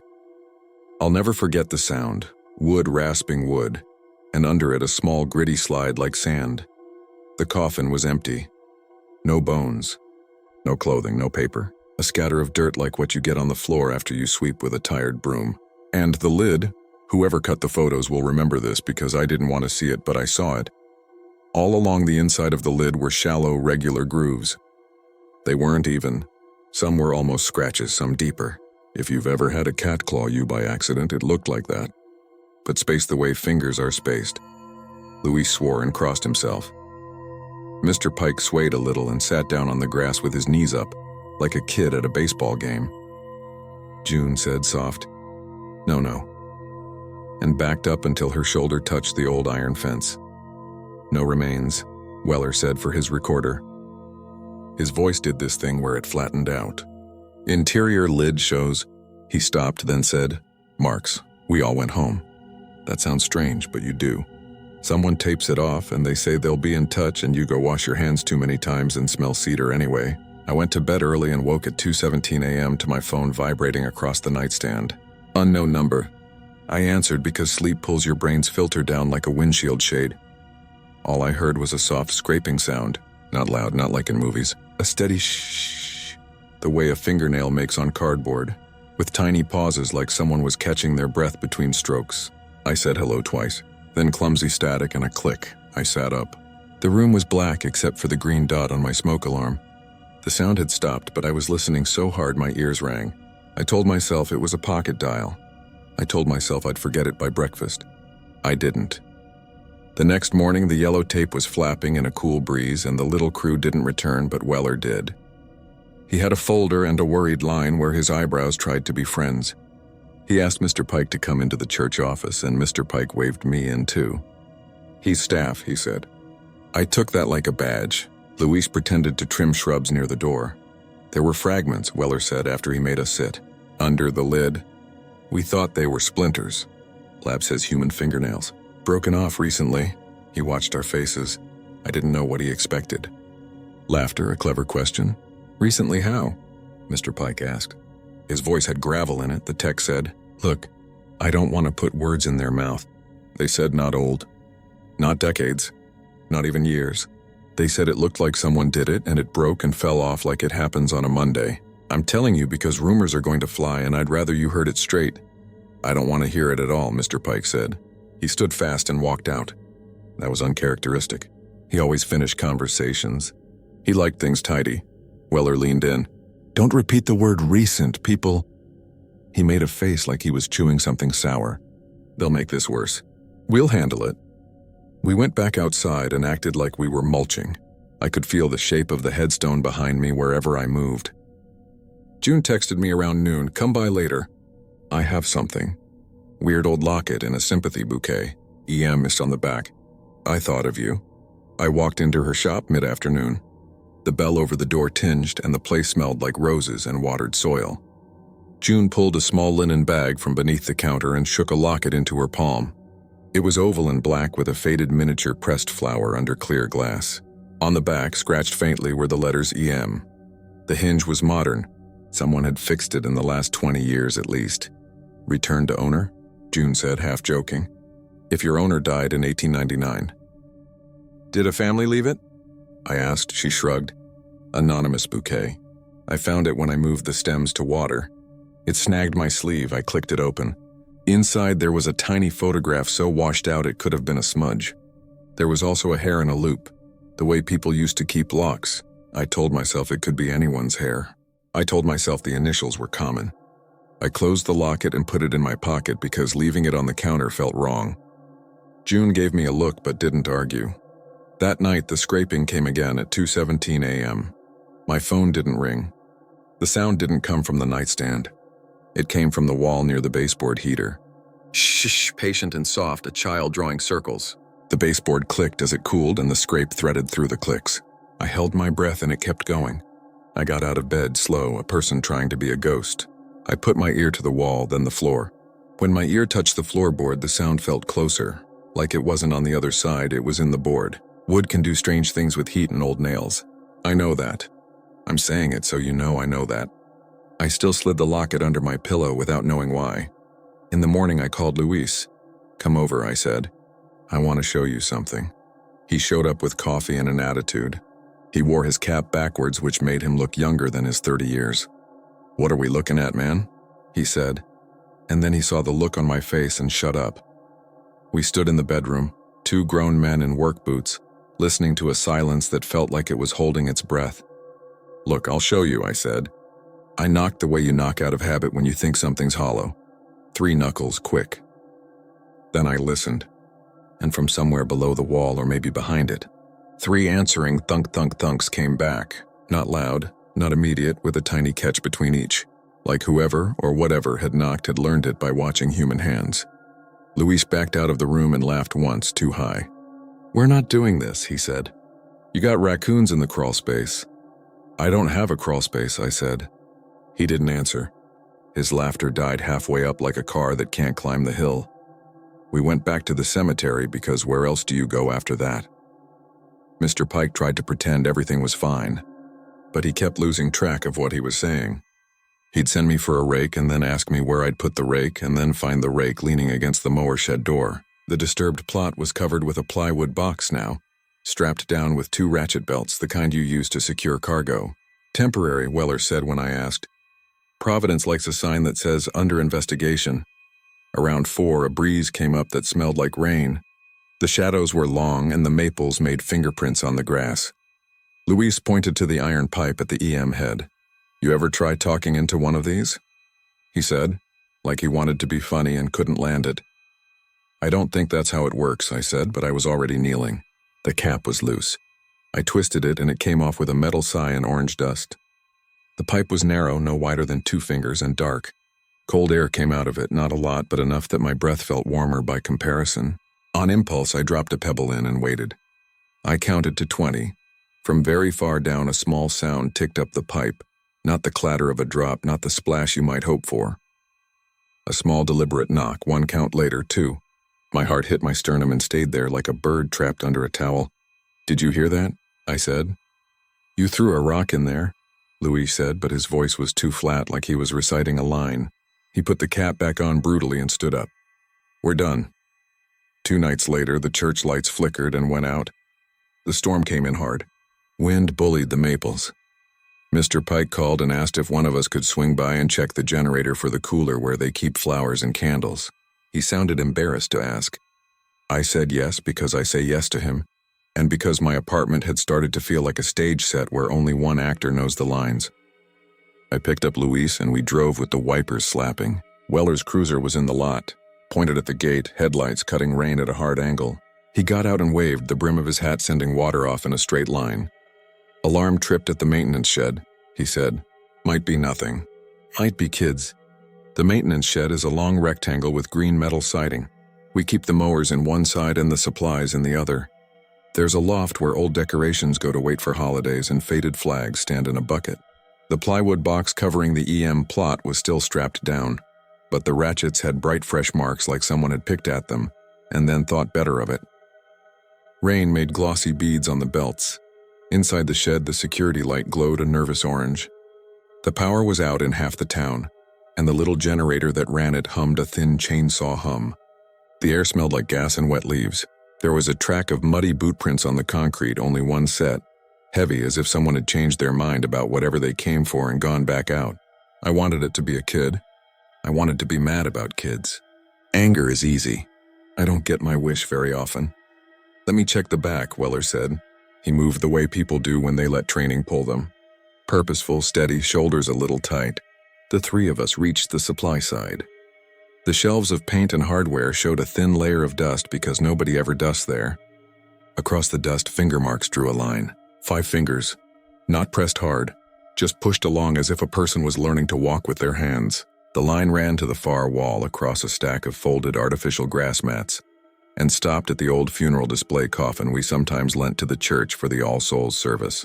It's a wooden box without a bottom, used to hold candles and fake silk lilies. It had been leaning against the wall for months. Now it lay flat on the floor. We all stood looking at it. The rain on the metal roof made a sound like change being poured into a counting machine. Weller said, "Don't touch it," and then, because he's human, he touched it first. He put his hand on the lid. Rain banged on the roof, and in the same instant something thumped 3 times from inside the box. Weller snatched his hand back like it burned him. Luis whispered something in Spanish I didn't catch. I felt the shape of the locket against my leg where it had nested into the denim. Probably a raccoon, Weller said, and the moment he said the word raccoon, the lights flickered and cut out completely and the generator hiccuped. Darkness doesn't fall in a place like that. It thickens. You could feel the breath of the room pull in. In the dark, it's very hard to know what you're actually hearing. I'm going to tell you what I heard, and you can decide if my brain filled in too much. I heard 3 taps, spaced like the knock I'd learned in my apartment. I heard them again to my left near the paint shelf. I heard them twice in front of me where the box lay. I heard them under my feet, so faint the rubber soles of my boots almost ate them. I put my palm to the concrete as if I could feel the echo. The cold bit my skin and sent lightning up my arm. "Back away," Weller said in the kind of steady voice you use when you're not steady. I didn't. I knelt like something in me knew that if no one moved, the moment would lengthen until it never ended. I put my knuckles to the lid. I didn't think about what that made me, stupid or brave or just tired. I tapped 3 times, the way you do when you know someone on the other side is human. From inside the box, 3 taps came back, patient, soft, the way a person knocks who doesn't want to scare you. Luis grabbed my shoulder. "We're leaving," he said, shaking. Thunder rolled so flat it felt like a truck driving across the roof. The generator caught and then died. Weller hissed into his radio. It spit static. Rain found a hole and came through it in a fine mist. When the lights came back, the box was still closed. The finger marks were still in the dust. There was dirt under the lid lip, a line like the dirt you get under your nails when you garden. Weller flipped the lid. Inside there was nothing except a fine sprinkle of soil and pushed into a corner, a clear oval that looked like a nail clipping. He put a gloved finger on it and then lifted it like he was handling a contact lens. It was opaque, not keratin-colored, opaque like it hadn't had time to yellow. "Don't put that in a bag," Mr. Pike's voice said behind us, so sudden I twisted too quickly and my neck clicked. He stood in the doorway, wet through, his gray hair stuck to his head, his eyes hard with something like anger.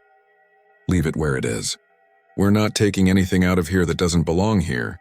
How did you—" Weller started, but Mr. Pike pushed past him gently and took the oval from his hand and set it back down in the corner, like he'd placed a coin on a grave. He closed the lid with both palms. He didn't use force, just settled it like a parent tucking in a child. "We're done here," he said. The generator coughed back to life with a sputter like a held breath let go too fast. We stood in the orange emergency light, 4 people with water on their faces, pretending it was rain. After that night, I didn't sleep right.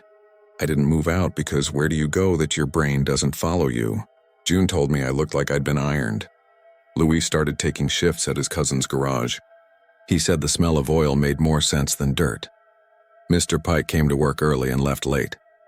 He stopped drinking coffee, switched to tea, then poured that down the drain after an hour because it cooled before he remembered to pour it. Weller called once. He said the lab needed more samples. He said words like chain of custody and contamination. He sounded like he didn't want to say any of it where a microphone could hear. I told him I had nothing for him. He asked me if I'd been getting phone calls. I said no because saying yes would make it real, and I wasn't ready to pin that butterfly to a board. He made a small noise in his throat. "We had a report," he said, "from a relative of a person buried near EM. They said they heard something in the night. Scraping, the relatives in Florida. There's no reason they should be hearing anything." He waited for me to fill the silence. I didn't. We hung up like we'd lost a fight. I tried ignoring it the way people suggest when they don't know your life. If you ignore an itch, it doesn't always go away. Sometimes it spreads. At 2:17 a.m., 3 nights in a row, I heard it again. The first night from the baseboard. The second from under the rug by my front door. The third night from inside the closet where I keep my work boots and the box all my cables live in. I opened the closet on the third night. The smell that came out wasn't rot. It was that cedar iron smell, old, dry.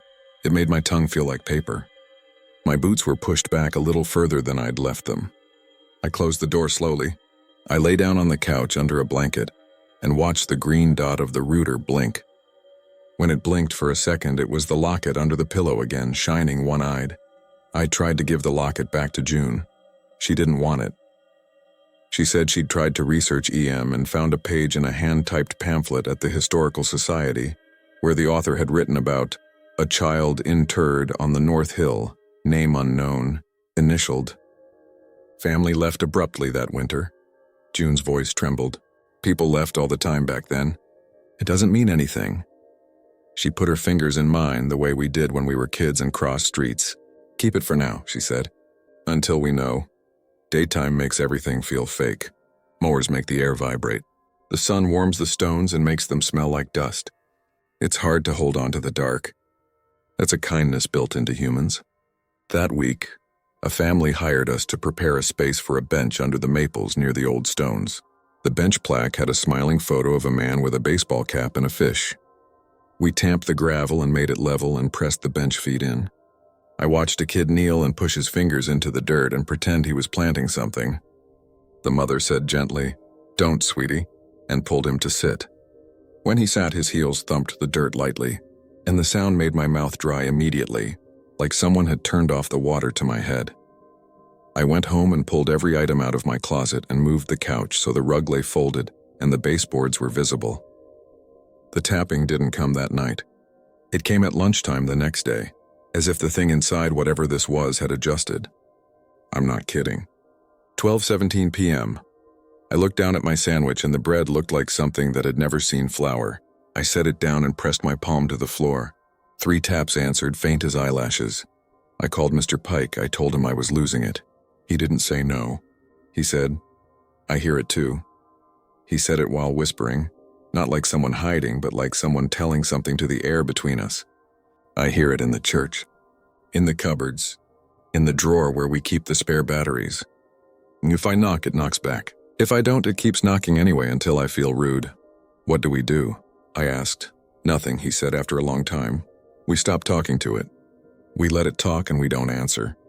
That's what you do when a stranger shows up at your kitchen door and asks to use your phone. You don't let them in." That night I didn't answer. The knocks came and I lay very still. They came again, slower, then faster, like a person trying different rhythms to see which one you like. I put the locket on the coffee table and the knocks paused. I can't explain that. I'm not going to try. I'm just writing what happened. Eventually, the sound went away. Not into silence exactly, but into the kind of quiet you get after snowfalls. 2 days later, the plywood box over EM's plot was replaced by a concrete vault lid. It looked wrong in that corner, modern, smooth gray. The town did it because people were coming out at night with flashlights. Mr. Pike said he caught a couple with a backpack and a shovel and a YouTube channel. He gave a tired, humorless grin when he told me. "They wanted to help," he said flatly. "Everyone wants to help." A week after the concrete lid, there were no more calls from unknown numbers. The baseboard felt like a baseboard again. I started to think I could breathe and then stopped thinking about breathing. I put the locket in my junk drawer with the batteries and pens. I slept through 2:17 a.m. one night, then 2. When I woke, morning light looked normal on the ceiling instead of like a trick. You'd think that was the end. I did. I told myself it would stay contained, the plot, the shed, the stupid little pipe. Weller would forget about us. The town would forget about the concrete lid. Some other minor drama would rise to shove it aside. That's how towns survive. They let the next thing be bigger than the last. Yesterday, I got a package without a return address. Just my name and apartment number in block letters. The envelope had grit in it when I shook it. I opened it over the sink like June taught me to do. The locket fell out. Not the one from my drawer. That one was exactly where I'd left it, between the flashlight and a dead pair of rechargeable batteries. This was another. The hinge was newer, the glass was clearer. The letter scratched on the back wasn't EM, it was my initials, DK, sloppy and recent. Like whoever did it wasn't used to carving metal. I put my thumb over the letters and felt the burrs catch. I clicked it open. Inside was a strip of paper torn from something old. The edges were browned and soft. On it, written in a tight schoolroom hand, was a sentence that made no sense to read, in my own kitchen with the hum of the refrigerator and the drip of last night's dish on the rack. "Still here," it said.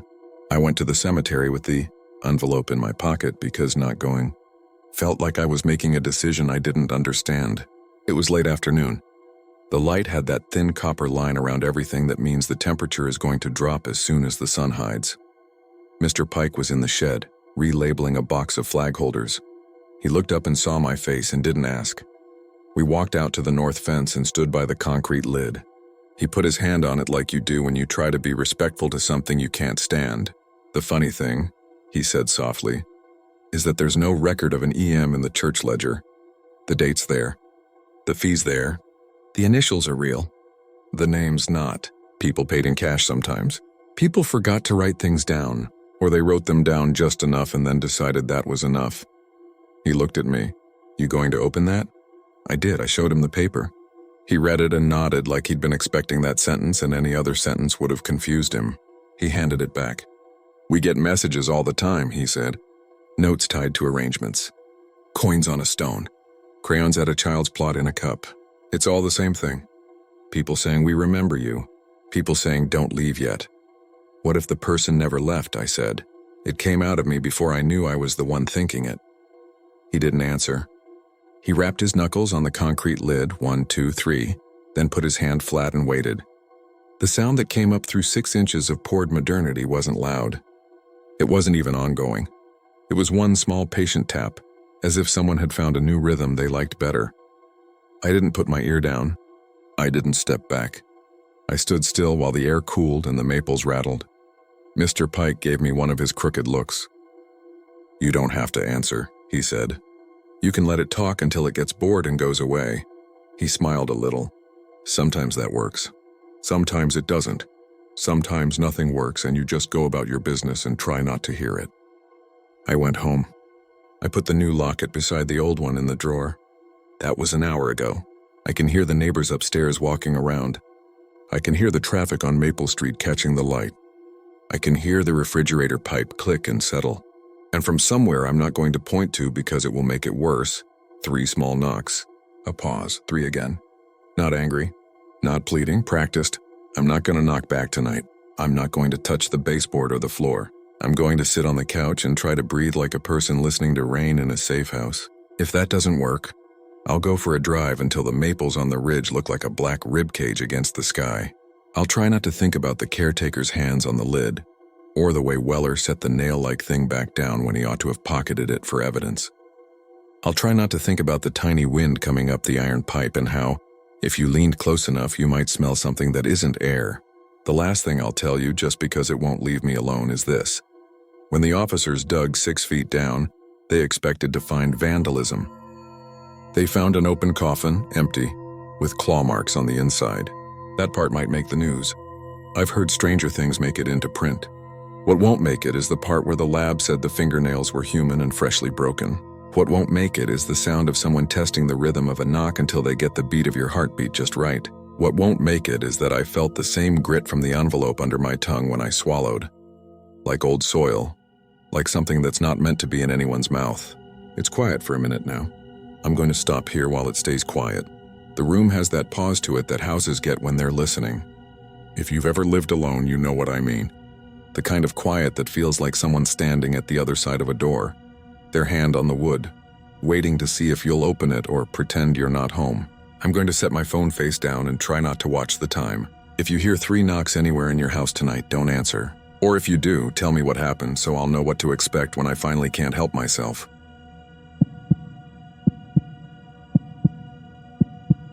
I'm writing this with a cheap little voice recorder sitting dead center on my desk.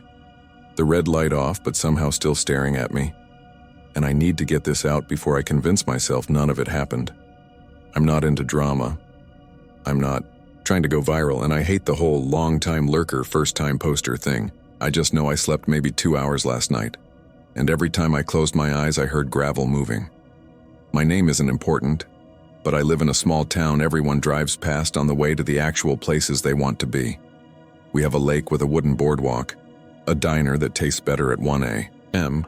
than it has any right to, and a cemetery tucked behind the old municipal works yard. My sister Leah rents the upstairs of my duplex, and I rent the downstairs. We share a driveway, a Wi-Fi password, and a habit of bringing each other leftovers. If I need a second character to prove I'm a real person, there she is. If you require a third, say hello to Marco, who works with me at the print shop and knows more about sound equipment than anyone who isn't a touring musician should. The night this started was Halloween. Actual Halloween. October 31st, not the nearest Saturday. I volunteer sometimes with the Parks Department, and they were shorthanded for their family-friendly trail walk, which basically means setting out battery tea lights along the boardwalk and then picking them up at the end. It had been misting on and off all evening, a cold, clingy drizzle that made the oak leaves stick together like wet paper. By midnight, the families were gone. The last of the teens had lost interest, and it was just me and a plastic bucket of tea lights walking past the maintenance sheds, cutting through to the back lot to shave off a few minutes. The maintenance yard backs up to the cemetery. You can see the caretaker's shed over the chain-link fence, a squat cinder block building with a corrugated metal roof and a padlock that looks older than the roof. Someone must have been through there recently because a patch of leaves in the corner had been scuffed to bare dirt. And there was this little glint near the fence where the lights didn't reach. I stepped over to it because that's what you do when something glints at night, I guess. It was a handheld voice recorder, one of those cheap ones you get for class lectures or memos. Scratched plastic, tiny screen, the size of a candy bar. It was on. The screen said it had been recording for 38 minutes. I looked around like someone might pop out from behind the shed and ask for it. But the yard was empty, and the drizzle had turned almost to fog. I could hear the hum from the transformer at the far end of the lot and something else under it, like a wheeze. I don't know why I said hello out loud. Reflex. Nobody answered. The metal fence ticked in the damp. I slipped the recorder into my jacket pocket with the tea lights and told myself I'd drop it at the park's office on my way out. I didn't, because the entry gate was locked and I didn't feel like tracking down a supervisor at 12:15 a.m. I went home, dumped the tea lights in the box by the door, and put the recorder next to my keys. The plan was to bring it in the morning, but the little screen was still lit. There was a button that said play, so I pressed it. I don't know what I expected. Maybe the voice of some bored parks kid leaving himself a note. What came out of that tinny speaker was 40 minutes of footsteps. Not brisk walking, but deliberate, almost cautious steps through stones and leaves. A breath that got louder when whoever it was slowed down. Twice there was the hollow sound of metal like the tip of a shovel nudging gravel. At 17 minutes and change, I heard a soft voice I couldn't quite make out. Then wind. Then the footsteps again. At 31 minutes the sound changed. There was a new rhythm, something dragging. Not heavy but steady. Gravel against something not meant for gravel. The breathing got louder.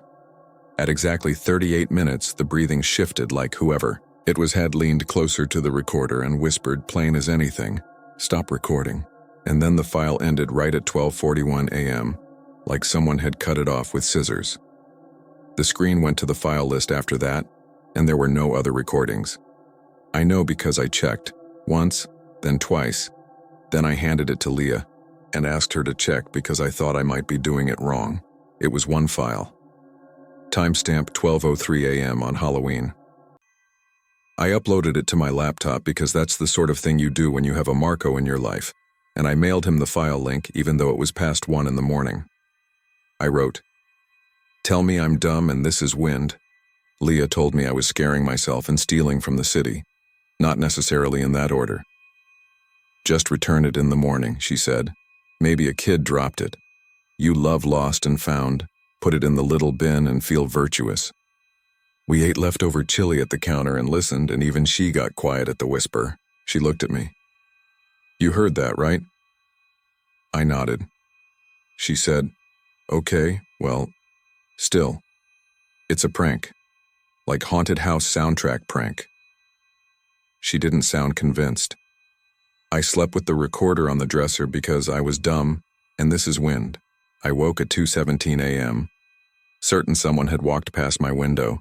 The kind of certainty that makes you sit up too fast and blink the room into shape. The street was empty. The rain had moved on. My neighbor's motion light was on, and the oak tree by the curb was shedding tiny dry clicks of water. Nothing was wrong. I went back to bed and dreamed I was walking in a parking lot covered in tiny white stones, and every step sank deeper than it should. I was at the park's office when the door opened at 8 a.m. The woman at the front desk recognized me and slid the sign-in book over like, "Every city office is the same city office." I put the recorder on the counter and explained where I found it. She nodded like I just reported a glove.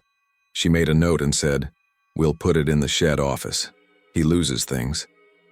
I thought about the whisper and said, "Who?" She shrugged.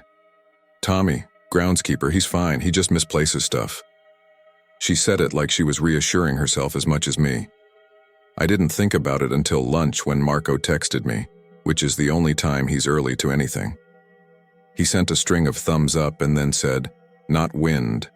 I called him from behind the print shop because I didn't want to be that coworker who takes calls at the cutting machine.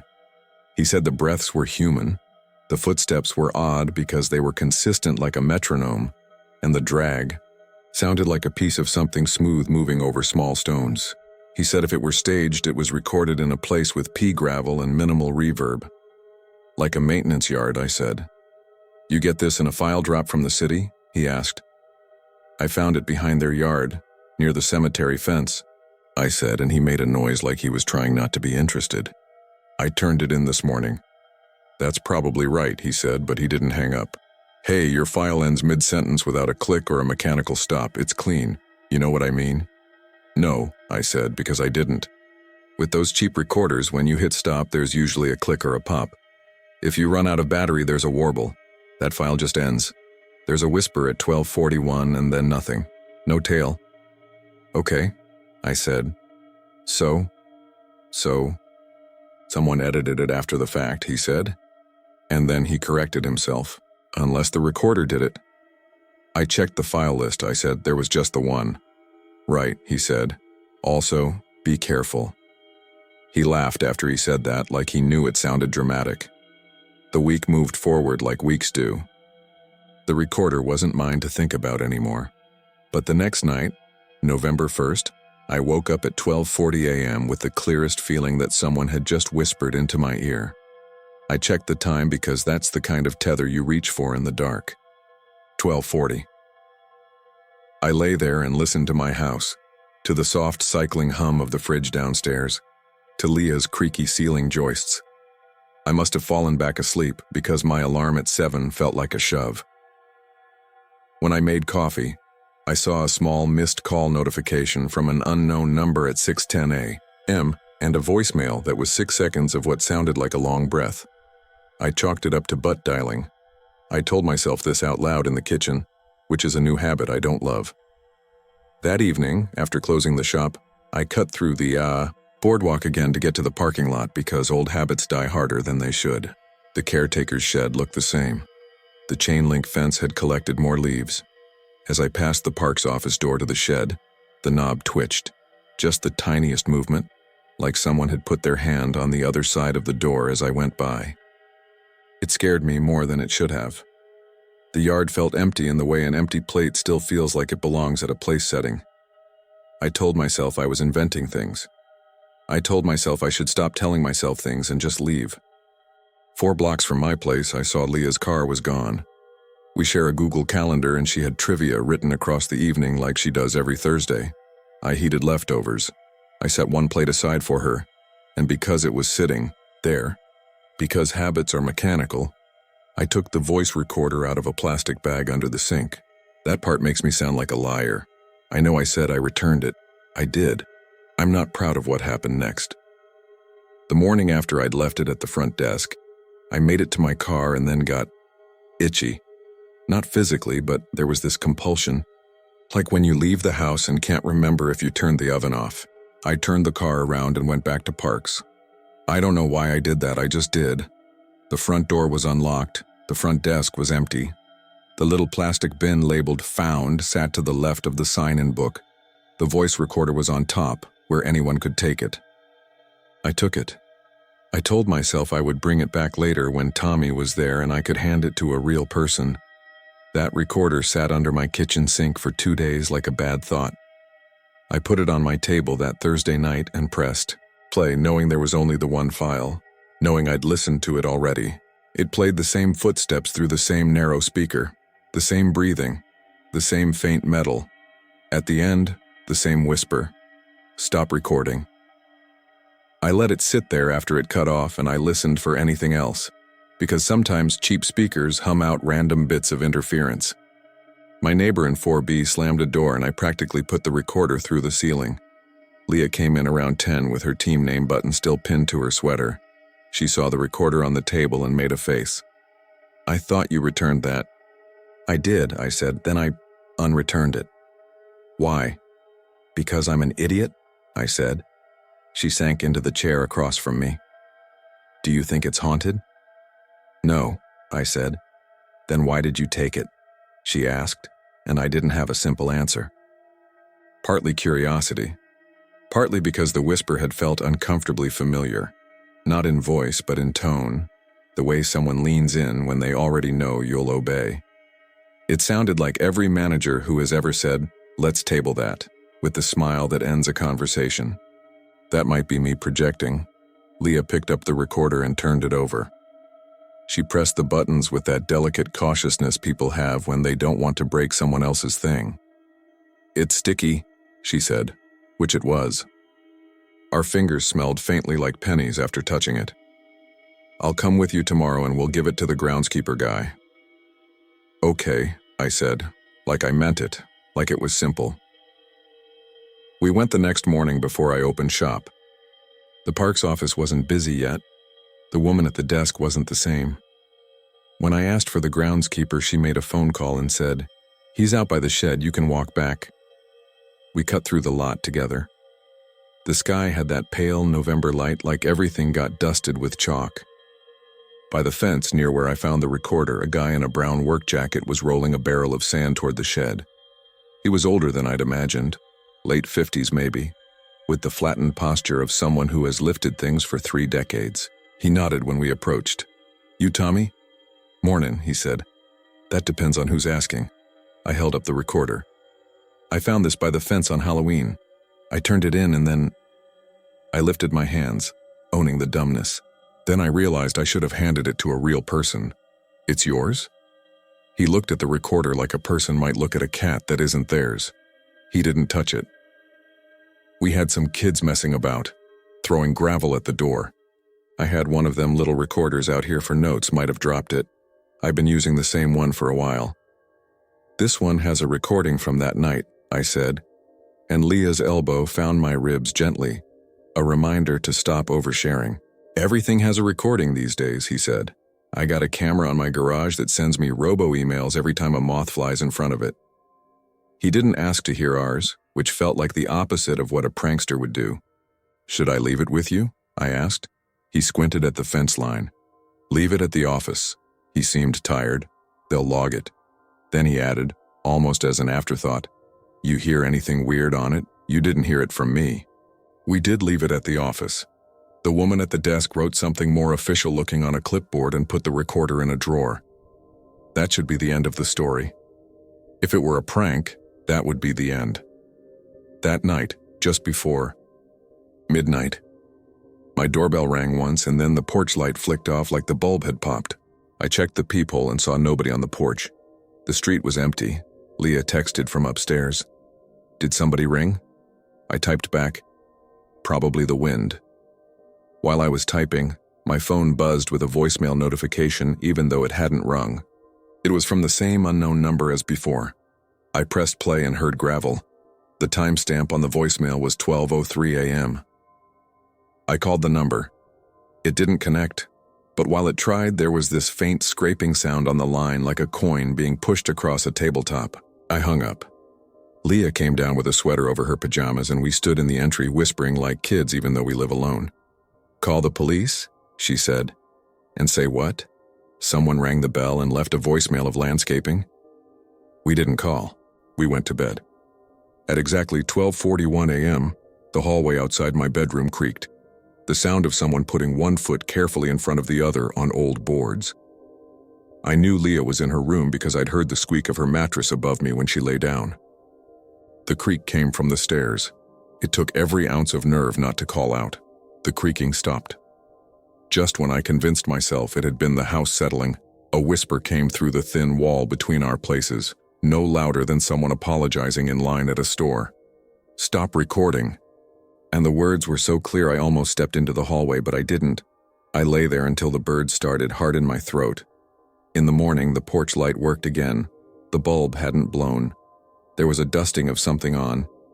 The welcome mat that at first I thought was sand tracked in from the sidewalk. But the grains were too big. Pea gravel, like the kind in the park's maintenance lot.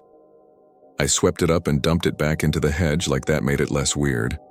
I told Marco everything because he's the sort to show up with a backpack when something is weird. He came over that night with his own audio recorder and a roll of painter's tape.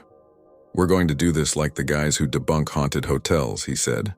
He taped his recorder to the inside of my door at chest height and set it to record continuously. He put another one on the landing halfway up to Leah's apartment. He sat at my kitchen table eating half my crackers and told me about audio compression and sound floors until the numbers stopped being numbers and became white noise in my head. Leah was a good sport. She made tea and rolled her eyes, but she stayed downstairs with us instead of disappearing upstairs like she might have done. We turned off the television at 11:30. The house got quiet in that way you only notice when you've been pretending you don't hear it. Somewhere down the block, a car alarm chirped and then settled. At 12:02 a.m., the refrigerator kicked on. At 12:03 a.m., the power blinked. Not a full outage, just a hiccup. The kitchen light hummed and then returned. My phone lit up to say the Wi-Fi had reconnected. Marco checked the recorders and gave me a thumbs up. I should say that none of this felt cinematic. It felt petty and irritating, like a smoke alarm chirping in the middle of the night. It felt human. We sat there listening to the nothing that might be something for too long. At 12:18 a.m., the house made a long, slow sigh as the heater turned on. At 12:23, Leah yawned so hard her eyes watered. At 12:30, Marco said, "This is the least haunted thing." He was smiling when he said it, but he was trying to convince himself. I don't know exactly when it started, because we had saturated ourselves with small noises, but at some point there was the unmistakable crunch of stones underfoot on my front stoop. Pause. Another. A third. Each step was measured. Marco held up a finger to tell us to be still, which we were already doing. The crunch moved to the left like someone had stepped off the mat onto the bare ground. The scraping noise began. A slow, steady drag as if someone were pulling something light but unwilling across the grit. Leah whispered, "Call someone." And I nodded like I was going to, like I could move. The stairs creaked on the other side of the door. A shadow crossed the line of light under the threshold. Marco mouthed, "Recording," and pointed at the tape. The dragging stopped at the exact second the heat cut off. The house fell into that total quiet you don't think you get anymore when you live surrounded by machines. There was a shuffle, the sound of a body adjusting weight. The shadow tilted. The gap under the door went dark, then light again as if someone had bent to kneel. A breath, not ominous, not heavy, just close. And then, whispered through the thin seam around the door like air through your fingers, "Stop recording." The heat turned back on. The shadow was gone. The porch was empty. We stood there for too long, nobody wanting to be the first to move. Leah whispered, "Did you lock the door?" And I said yes, and my voice shook enough that she didn't ask me to prove it. Marco took his recorder down with careful fingers. His hands were trembling. He put it on the table and he hit stop like it might explode. We played it back right then because waiting seemed worse. It heard what we had heard. The crunch of gravel, the drag, the breath at the door. But when the whisper should have arrived, when I could swear I felt it on my cheek, there was only silence, not even static. 2 seconds of nothing. Then the heater. "The recording you are making." The recorder did not record. We called the non-emergency police line after that because the three of us had reached that threshold where doing nothing felt like letting something in. Officer Rana was the one who came because our town is small and she's usually the one who comes. She's been at my house twice before.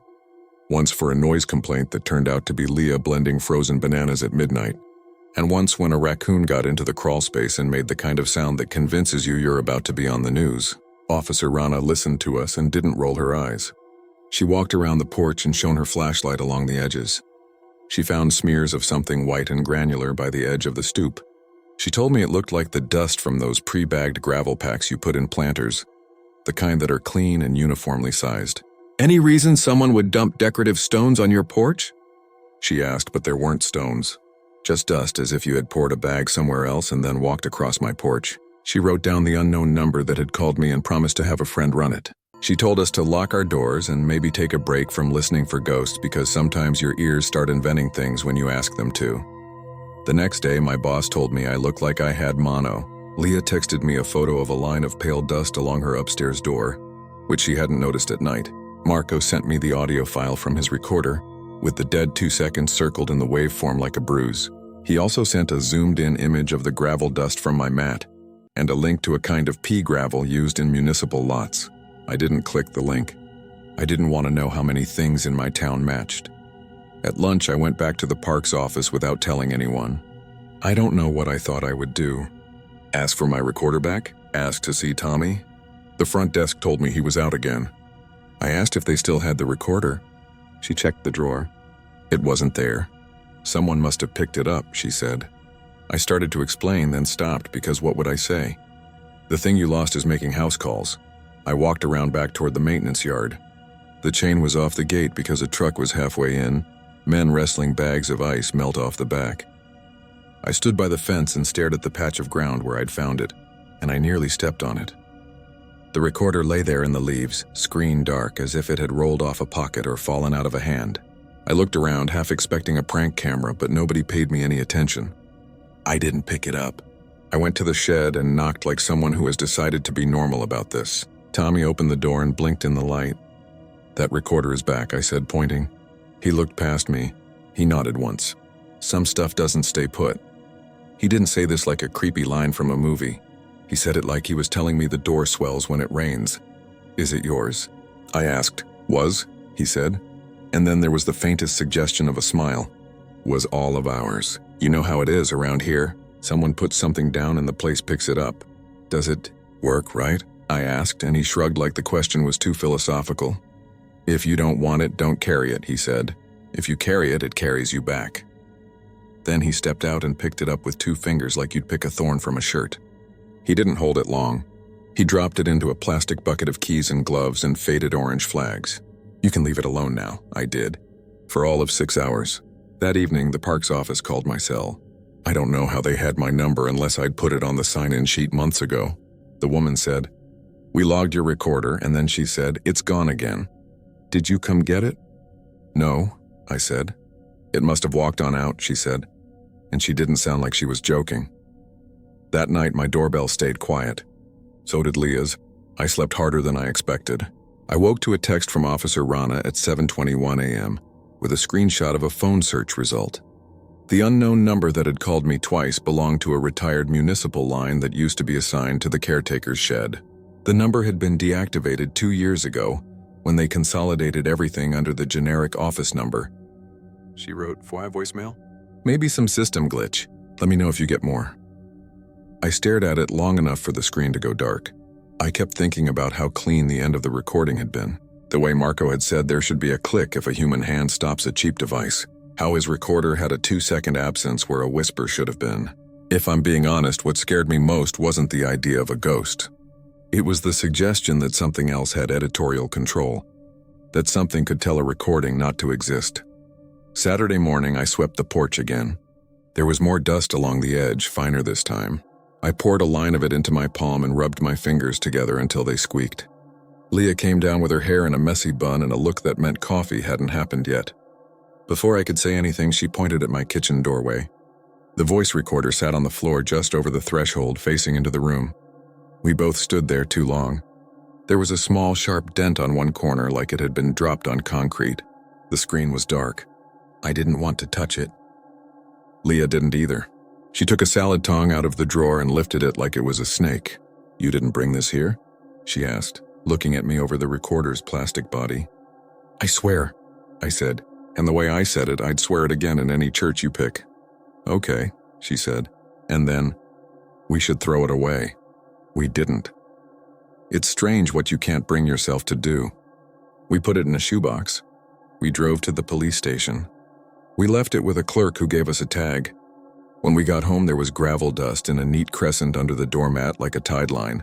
The police clerk called the next day. "Are you going to pick up your property?" She asked. "It's not mine," I said. "We turned it in." "It's labeled for release," she said. It was cleared. I said we didn't want it, and she said that was fine, that they'd dispose of it, and that was that. I slept for the first time in a week. On Monday, the shoebox was on my chair when I came home with the claim tag stuck to the lid and "Found near caretaker shed" written in block letters. I called the number on the tag, and the woman at the desk said that was impossible because they had already sent it to be destroyed. "Maybe your sister pranked you," she said. Leah swore she hadn't. Marco swore he hadn't. I believed them because I had seen both of their hands shake. I don't think I'm being targeted. That sounds like the way people on shows talk. I think I picked up something the way you pick up a word you don't realize you're going to start saying. You hear it, and then you hear it everywhere. You repeat it without thinking. Maybe the recorder is just a thing that catches the shape of footsteps and carries them to the next set of feet. I've had it on my desk for 3 days now. It hasn't recorded anything I can play back. It hasn't rung my phone or made my lights flicker. But last night, around 12:03 a.m., I heard the faintest crunch out on the sidewalk and then the softer sound of a drag. I told myself it was my neighbor's kid pulling a backpack that had lost a wheel. I told myself it was the wind moving the leaves just so. I told myself nothing's happening, that we did the adult thing and turned it in. I failed to mention the shoebox. At 12:41 a.m., the house gave one long creak from the center beam. Leah's upstairs door clicked once as if it had decided whether to open. The recorder didn't turn on. I checked. The red light stayed dark, but I heard a breath that wasn't mine. It came from the exact height where a mouth would be if it leaned in over a desk. I didn't move. I didn't record. I stared at the dead square of plastic until time turned weird. This is where I tell you I don't care if anyone believes me. I want to, but I do care. I'd prefer if you did. If you need closure, I don't have it. The park's office still answers their phones. The caretaker's shed still sits at the edge of the cemetery. This concrete block with a door that swells when it rains. If you walk by the fence, you can see a narrow line where the pea gravel spills out when the gate opens and closes. I don't walk there much now. I started writing this because I thought that maybe telling it would puncture whatever shape I've made around it. Maybe it's like those stories where you say the name and then it loses power. But in telling it, I hear the rhythm again. The measured steps, the way the drag finds the places without roots. I'm looking at the recorder. The screen is dark. The light is off. There's a smear of dust near the play button where someone, maybe me, maybe not, touched it with a gritty finger. If I press play now, I don't know what I'll hear. Maybe nothing. Maybe wind. Maybe the absence again where a whisper should be. Maybe my own voice, because that's the part I haven't said yet. The thing that made my stomach drop when I listened the 5th time to the Halloween file. The whisper at the end didn't sound like me then. But a few nights ago, when the heat kicked on, and the sitting room filled with its low hush, I closed my eyes and I said, out loud to the dark, "Stop recording," just to hear how I sounded. And it wasn't exact, but it was close enough. So I'm putting this here the way you put a note under a rock. If you go walking near the caretaker's shed and you see something small and plastic in the leaves, let it lie. If you already picked it up, I get it. It fits perfectly in your hand, and it's hard to ignore the little screen when it blinks. If you press play, you might only hear steps and breathing and something dragging in gravel. You might tell yourself it's nothing, and you'll leave it on a counter and someone else will log it and that will be that. But if at 12:41 a.m., you feel a breath on your cheek and you don't hear anything recorded where a whisper undoubtedly was, don't bother checking the file list for a second track. Don't bother calling the number that shows up, because it doesn't exist anymore. Don't bring it to my house. I already have one. The light on mine just blinked once as I typed that. Even though it's not on, it's probably static. It's probably nothing. The gravel dust on the mat could be anything. I'll sweep it again. I'll not push play. I'll not think about whether the ending line of the Halloween audio was a request or a command. I'll end this and go sit in the hall where the house sounds like a house and not like a yard. If the recorder is what it is, a machine meant to capture things, I hope it captures this. I'm stopping now. I'm not recording. But if you've heard the steps already, I don't think it matters. I don't usually write stuff like this, but last night I realized I've been telling pieces of this story to different people for years like it's some weird party anecdote. And every time I leave something out, the small details that made my chest tighten at 3 a.m, the dumb little sounds you only notice when you're alone, I want it somewhere whole. So if I'm ever tempted to laugh it off again, I can see it written down exactly how it happened. Believe me or don't. I get why you wouldn't. I wouldn't either if it wasn't my life.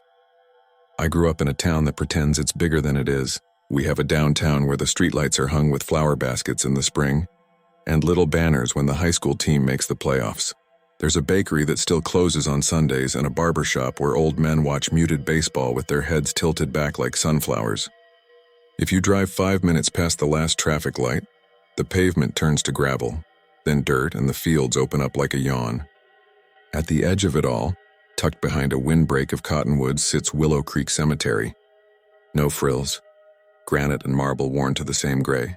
A gravel loop, a low fence that's more suggestion than boundary. My dad's there, which is how I got into the habit of going at odd hours. He died the December after my sister Maya moved away for grad school. It was a heart thing. There weren't ambulances screaming or dramatic goodbyes. Just a phone call at 6:12 a.m. and me sitting on the kitchen floor. Cool tile against my legs repeating, okay, because that's what my brain chose to do. The funeral was quiet. The burial was quieter. The cemetery took the snow like a clean sheet tucked over everything. After the first month of casseroles and envelopes with checks, people expect you to start putting the world back in order. I found myself driving to Willow Creek at night when the town had turned its face away, just to sit by his headstone and tell him about the tiny triumphs I didn't know where else to put. The call from a client who remembered my name. The neighbor's cat that started following me to the mailbox. The first time I looked at the calendar and realized I hadn't counted days. Maya would come when she visited. She's the kind of person who needs to straighten things when she's nervous, so she'd bring a cloth and wipe pollen off the stone in spring, leaves in fall. Sometimes our friend Evan came too because he had known Dad since we were all kids, and because he's that steady kind of friend who shows up without making you ask. When I say shows up, I mean it literally. He used to work early mornings at the hardware store and would leave coffee in a thermos on my porch without knocking. Just a text that said front and a leaf emoji. For no reason except that one time in high school he came with us to camp, and my dad taught him how to split logs safely, and Evan never really forgot. The first time I noticed anything off, it was stupid. Not scary. Just skewed. It was late March. One of those days that can't decide whether to give up winter. The fog had rolled in like a mistake, thick enough that the boundary between air and breath disappeared. I drove out to the cemetery anyway because I had that restless feeling like maybe it would help to talk to Dad. It was about a job. I work help desk for a medical software company, and I'd been thinking about applying to the overnight desk because the pay bump was good. And honestly, nights are when the world makes the most sense to me. I parked near the gate so I wouldn't grind through the mud, zipped my hoodie to my chin and followed the path in. Everything's flatter in fog. Sound too. There was this heavy quiet, like the kind you get in a car going through a car wash with all the water pressing on the windows.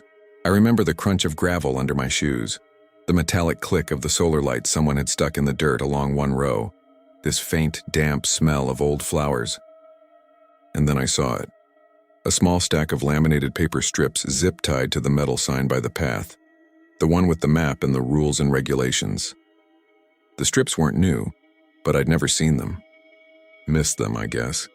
Each strip had a date and a name. I assumed they were for maintenance, plots scheduled for cleaning or something.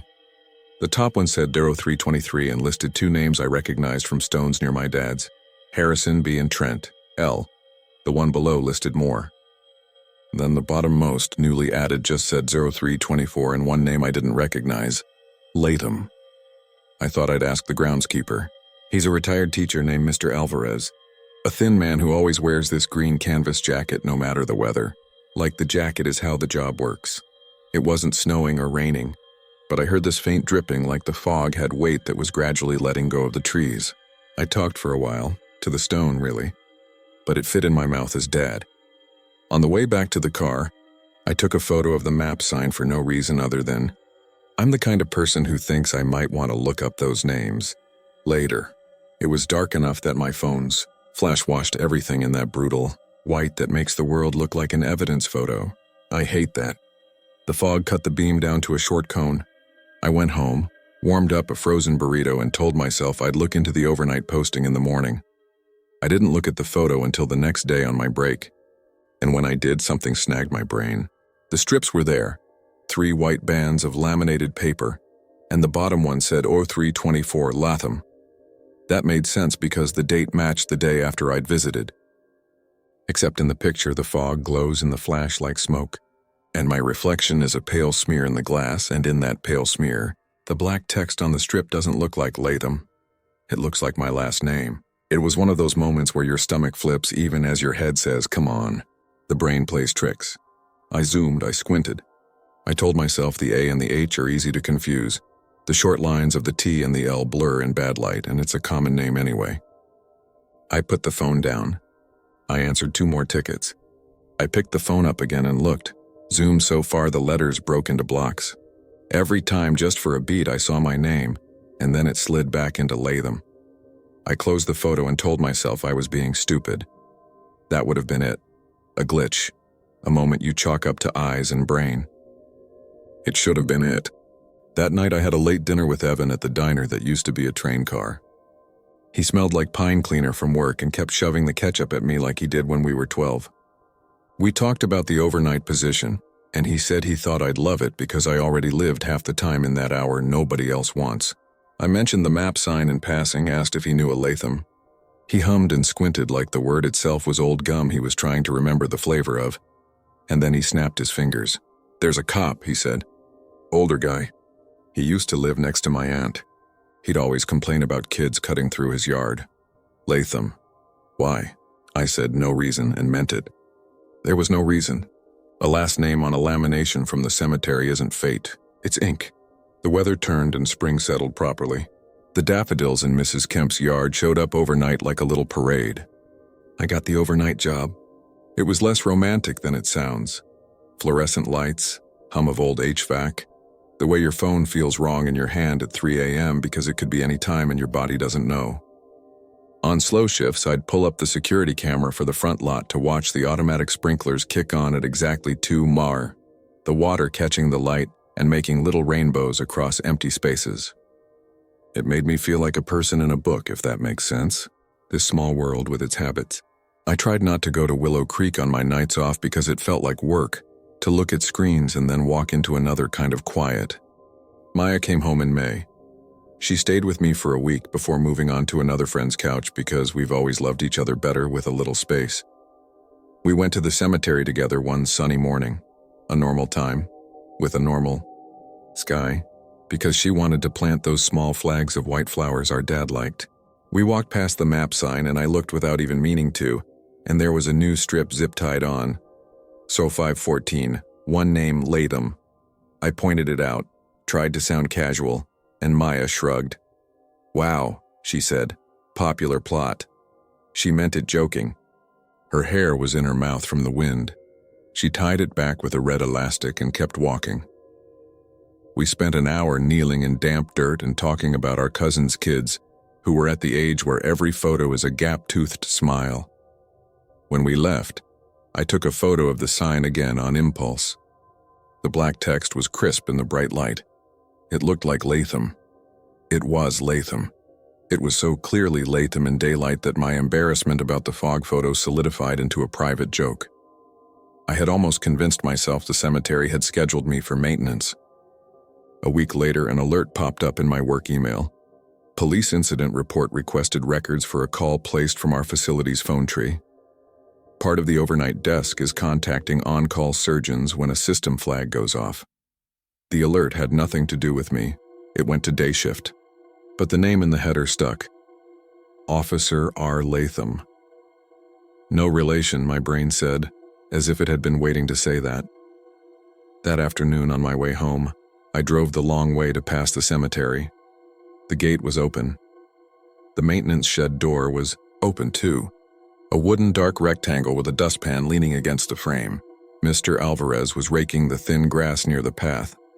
I stopped, rolled down the window and asked about the strips on the map sign. He shaded his eyes with his wrist. He keeps his wedding ring loose. It knocks against his watch. "We put those up for plot work," he said. "Sometimes for family requests. Sometimes for law enforcement if they ask to document vandalism, like last month, kids carved on a stone." He clicked his tongue and looked sad in that specific way older men do when disappointed by young people they can't quite see. "Vandalism?" I said because something moved in my stomach at the word. "Just one," he said. I'd never seen anything like it. The officer, he took a picture in the afternoon, came back later because the family asked, and there was a new carving. He put his hand flat and slid it like a blade across air. Under the old names, clean like it had always been there.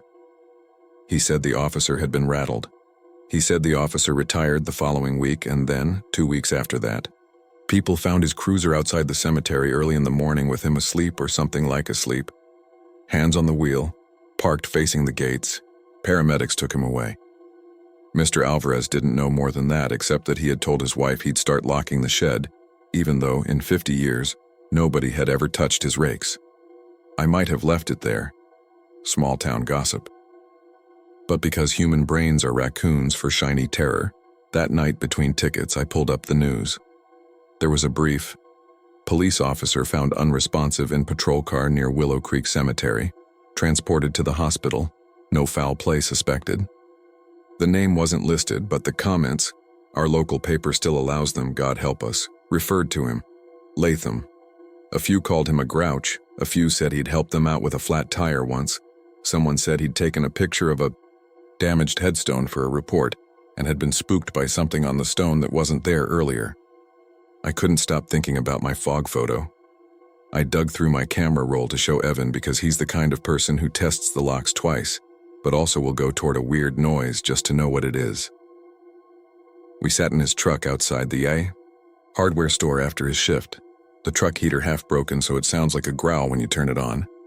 Window cracked for the smell of rain before it starts raining. I handed him my phone and watched his face while he looked at the photo with the glare of flash. "Latham," he said without hesitation. I said, "Zoom."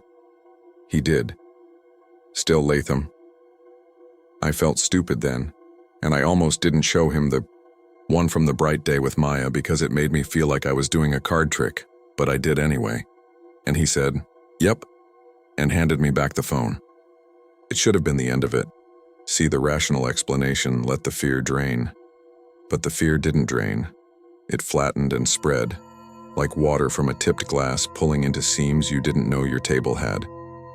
I started noticing little repeats, the sprinkler cycles clicking on at work at exactly 2 go, the dial on the microwave settling to the same numbers, the way the new overnight supervisor cleared his throat at the start of every shift, and the light above his desk flickered precisely after, like the rhythm was rehearsed. I started waking up from naps with the sense that I'd been called by name in the room, like the way your phone's alarm uses your own name if you label the wake-up "me." I would lie still and listen to the refrigerator's compressor kick on and tell myself that my mind was a radio, and my grief and the empty quiet of the night were the interference. Maya knew something was wrong because that's our deal. I can tell when she's about to cry even if we're on the phone and she says she isn't, and she can tell when I'm pretending not to be scared.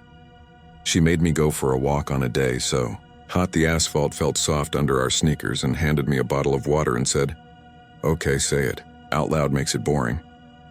I said the name thing, the lamination strips, the officer, the comments section.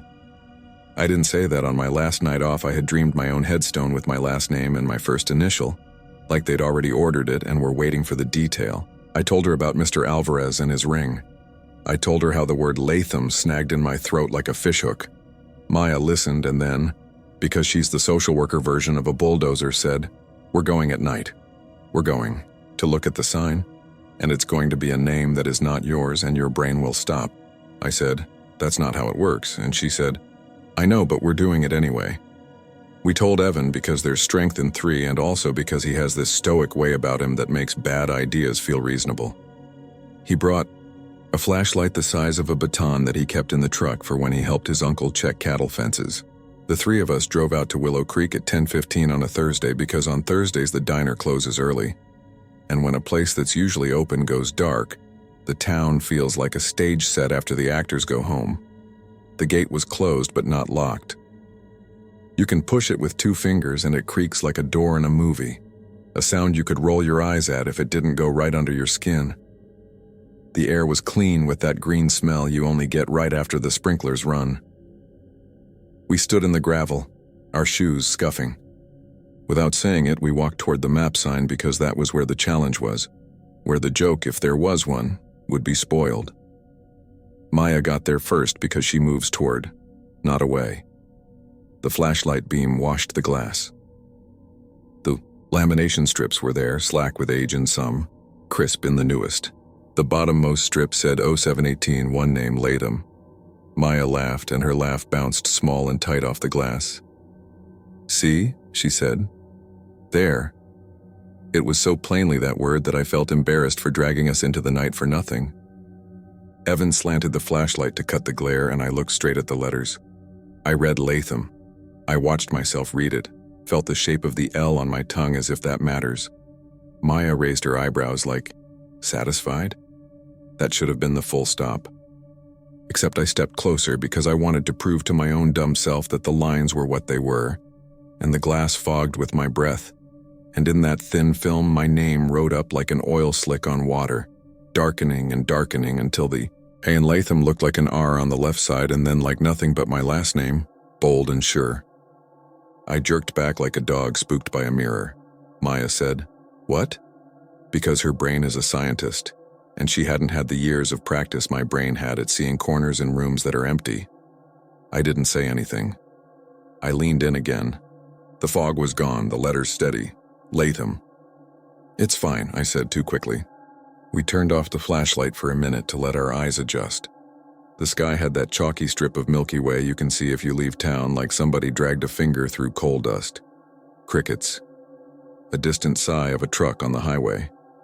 I felt stupid, and with that came anger, the kind that snaps like a dry twig in your hands.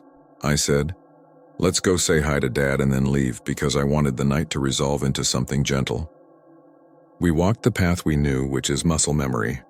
You pass the row with the ceramic angel missing a wing, the one with the plastic pinwheel someone put that spins itself ground-level grooves in the grass, the low granite bench that says "rest a while" in all caps that always makes me imagine the person who ordered it, laughing at the sign's insistence.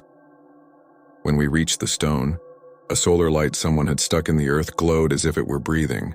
I have developed the habit of touching the top edge like a person knocks on a door before going in. We stood there telling him things. Maya about a grant she didn't get and how she didn't feel as destroyed by it as she expected. Me about a guy at work who whistles without realizing and how it makes a day feel like it is already happily ending. Evan, who always had a harder time talking to stones because he didn't like not getting answers, told a story about a kid who came into the hardware store to buy a bolt and had exact change because he'd measured with his fingers and counted the coins like his grandpa taught him. He laughed when he said it and rubbed the back of his neck like he does when he's proud and doesn't want you to see. We were quiet then, the particular quiet where you've said the thing you needed to say and want the shape of it to settle. And then we all heard it, a soft, steady scraping, very faint like cloth against stone. Not a dramatic sound, not a threat, just a texture entering the outline of the night. Evan flicked the flashlight on so fast it made a little click that felt like getting caught. He swept the beam, and I flinched because my brain filled the dark with things to find, but there was nothing. Just the smooth stones wearing their moss and the patchy grass in the far corner of the shed. The sound stopped the instant the light appeared. Evan turned in a slow full circle. Maya's hand had found my sleeve. She whispered "raccoon" like an incantation.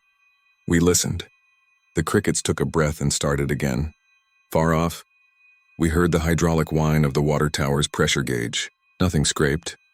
Probably a flag against a pole, Evan said. And I believed him the way you believe a person who offers a plausible floor to stand on. He tilted the flashlight lower and started toward the shed because if you grew up in a place like ours, that's what you do. You go see. You say it's nothing. You demonstrate it's nothing.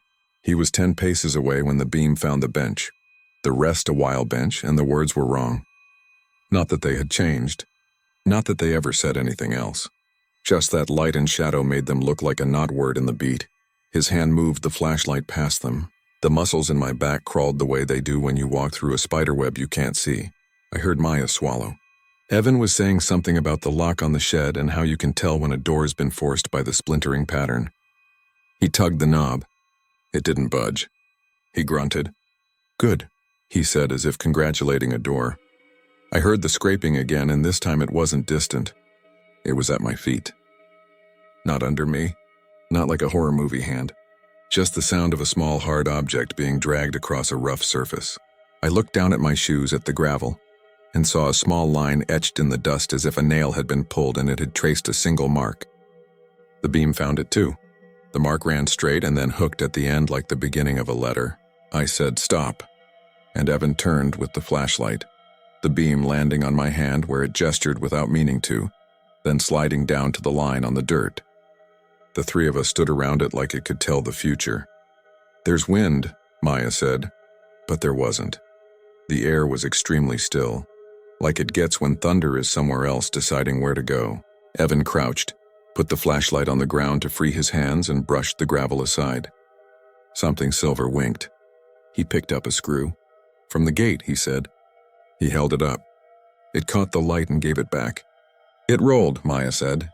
Evan threw the screw lightly and watched it bounce. "We were naming things. That's what you do to keep panic from subtracting your words," I said. "I'm done." Like a person stepping back from a curb when a bus roars by too close. We walked back to the car. The night didn't follow. The fence didn't creak, or it did and we didn't hear it because we were busy hearing our feet.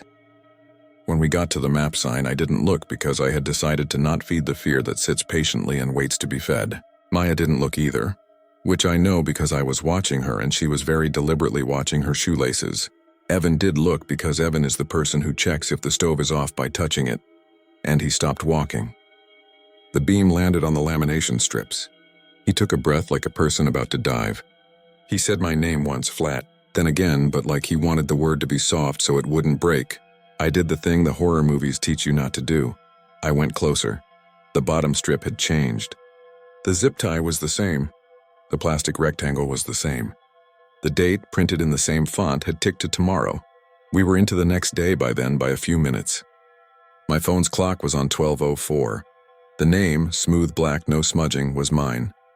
Not close, not could be. The slash of the first letter had the broken little tail at the top my name always gets when people print it from certain programs. The last letter had a serif. It was mine exactly, spelled my way, which isn't the way most people guess on the first try. We stood there in our own warm breath fogging the glass and watched the letters not move. Evan said, "Okay," slowly, like he was negotiating with a very gentle but very stupid animal. Maya pressed the back of her hand to her mouth and then let it drop. "It's a prank," she said into her palm, and her voice sounded like someone else had borrowed it. I reached up and touched my name through the glass because part of my brain wanted to prove it wasn't written on the inside of my skull. The plastic was cool. The zip tie rasped under my finger. Nothing dramatic happened. No lights exploded. No ghosts flew out. We left. This is the part where people want answers. I did too. The next day, I went to the cemetery office.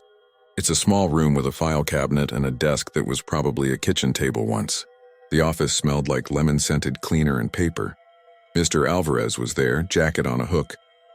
He poured me coffee from a thermos without asking if I wanted it. Old man manners. I told him what we saw. I said, "I know how it sounds." He nodded as if I had said the weather was unseasonable. He took his glasses off and cleaned them with the hem of his shirt, which made me think about my dad doing the same thing, and for a second I couldn't breathe right. "Sometimes," he said, pushing the glasses back on, "the name you're afraid of is the name you hear. The person who hears it can't be argued out of hearing." "It doesn't matter what I tell you," I said, "then don't tell me. Show me." He laughed in a way that wasn't mean. He opened a drawer, pulled out a small stack of blank lamination cards, and held one up. Blank. He slid it into a laminator the size of a loaf of bread and fed a typed strip into it. It printed 0719 Harrison B. He peeled it out, clicked the edges. He said, "These are made days in advance. We don't have a printer here. We pick them up from the office in town. I have to order zip ties in bulk because they break in the sun. I can show you the box." He set the new card on the desk. "You can take this," he said, "and hold it up to the sign and watch the names not change." He slid it toward me. I didn't take it. I didn't want anything in my house that looked like those strips. I told Maya and Evan what he said, and we made fun of ourselves for an hour to make the fear behave. We watched a cooking show where someone failed to make bread rise and pretended to care deeply. We took a picture of the cat sleeping on a pile of clean laundry and texted it to each other like we weren't in the same room. That night I worked, and it was one of those nights at the help desk where nothing happens in a way that feels wrong. Like a city street with no cars. The fluorescent light buzzed intermittently. The building crackled as it cooled. At 2 the sprinklers turned on. I went outside to smoke even though I don't really smoke. 2 cigarettes a month, that's how little.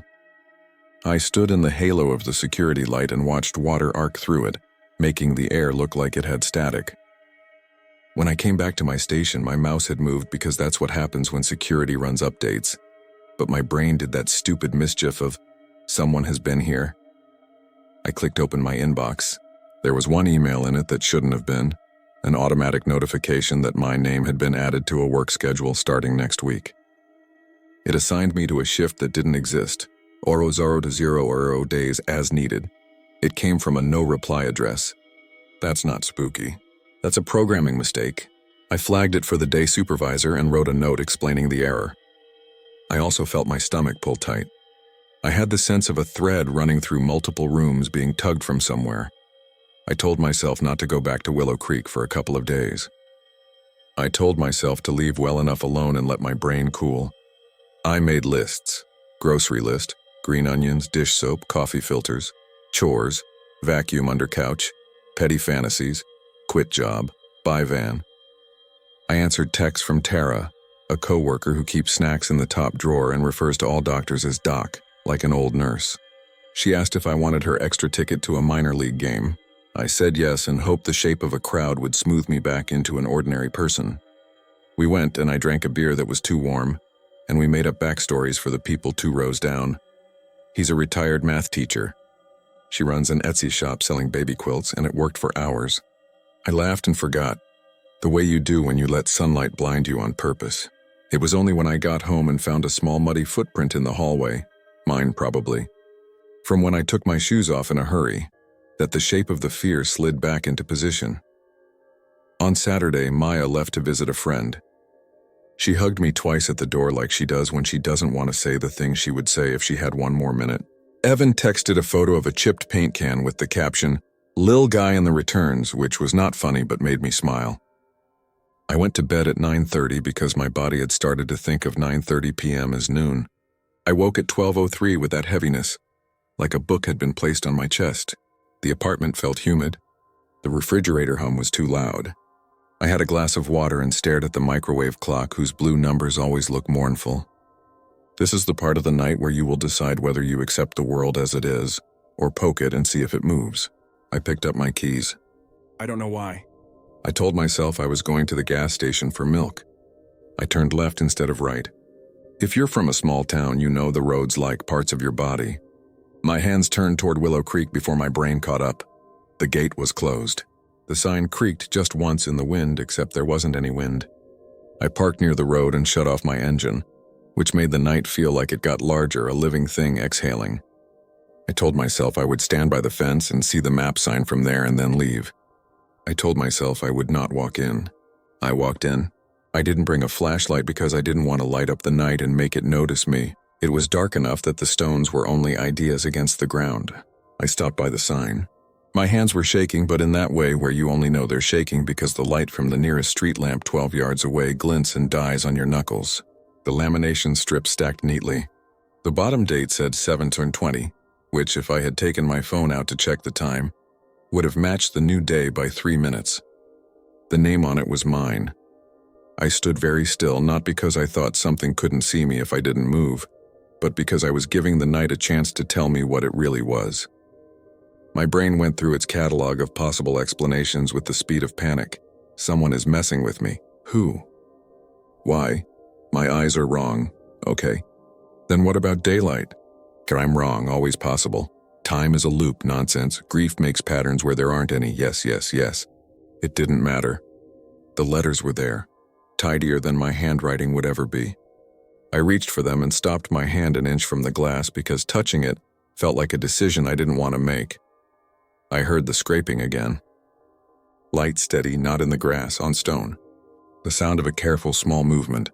It was near enough that I could tell it was coming from the 3rd row in, where there's an old family plot with low rectangular borders that mark the rectangle of ground.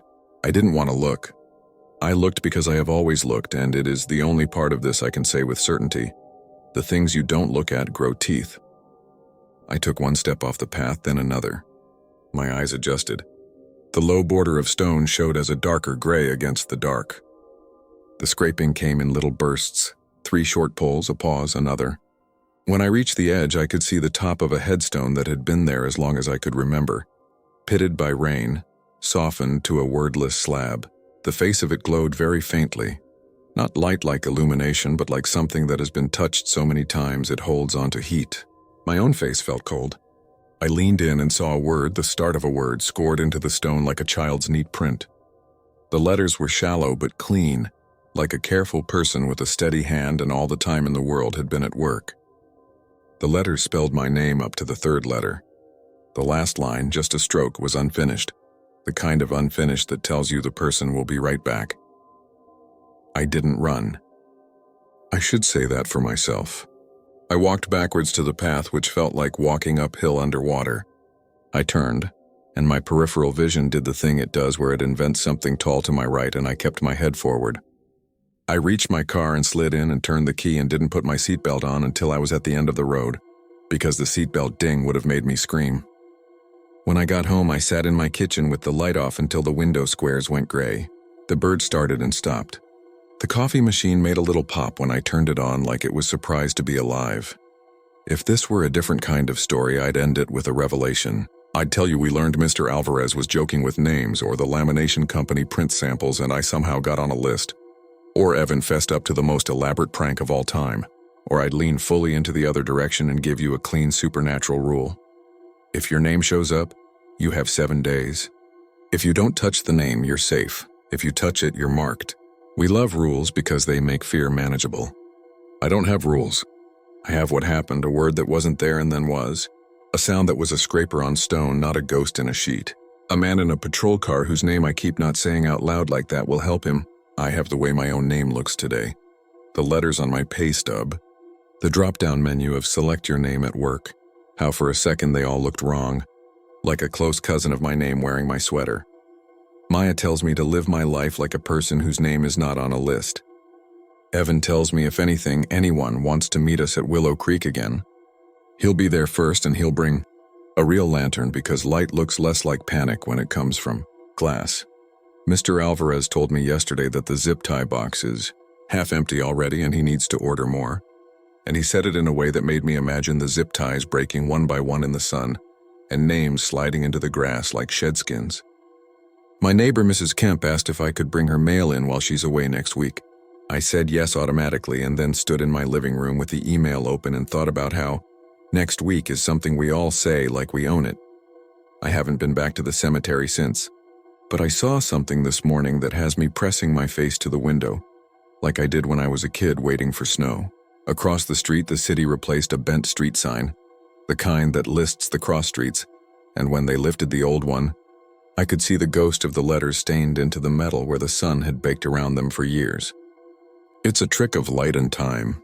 The letters make indentations in air. Even when they're gone, they leave the shape of themselves behind.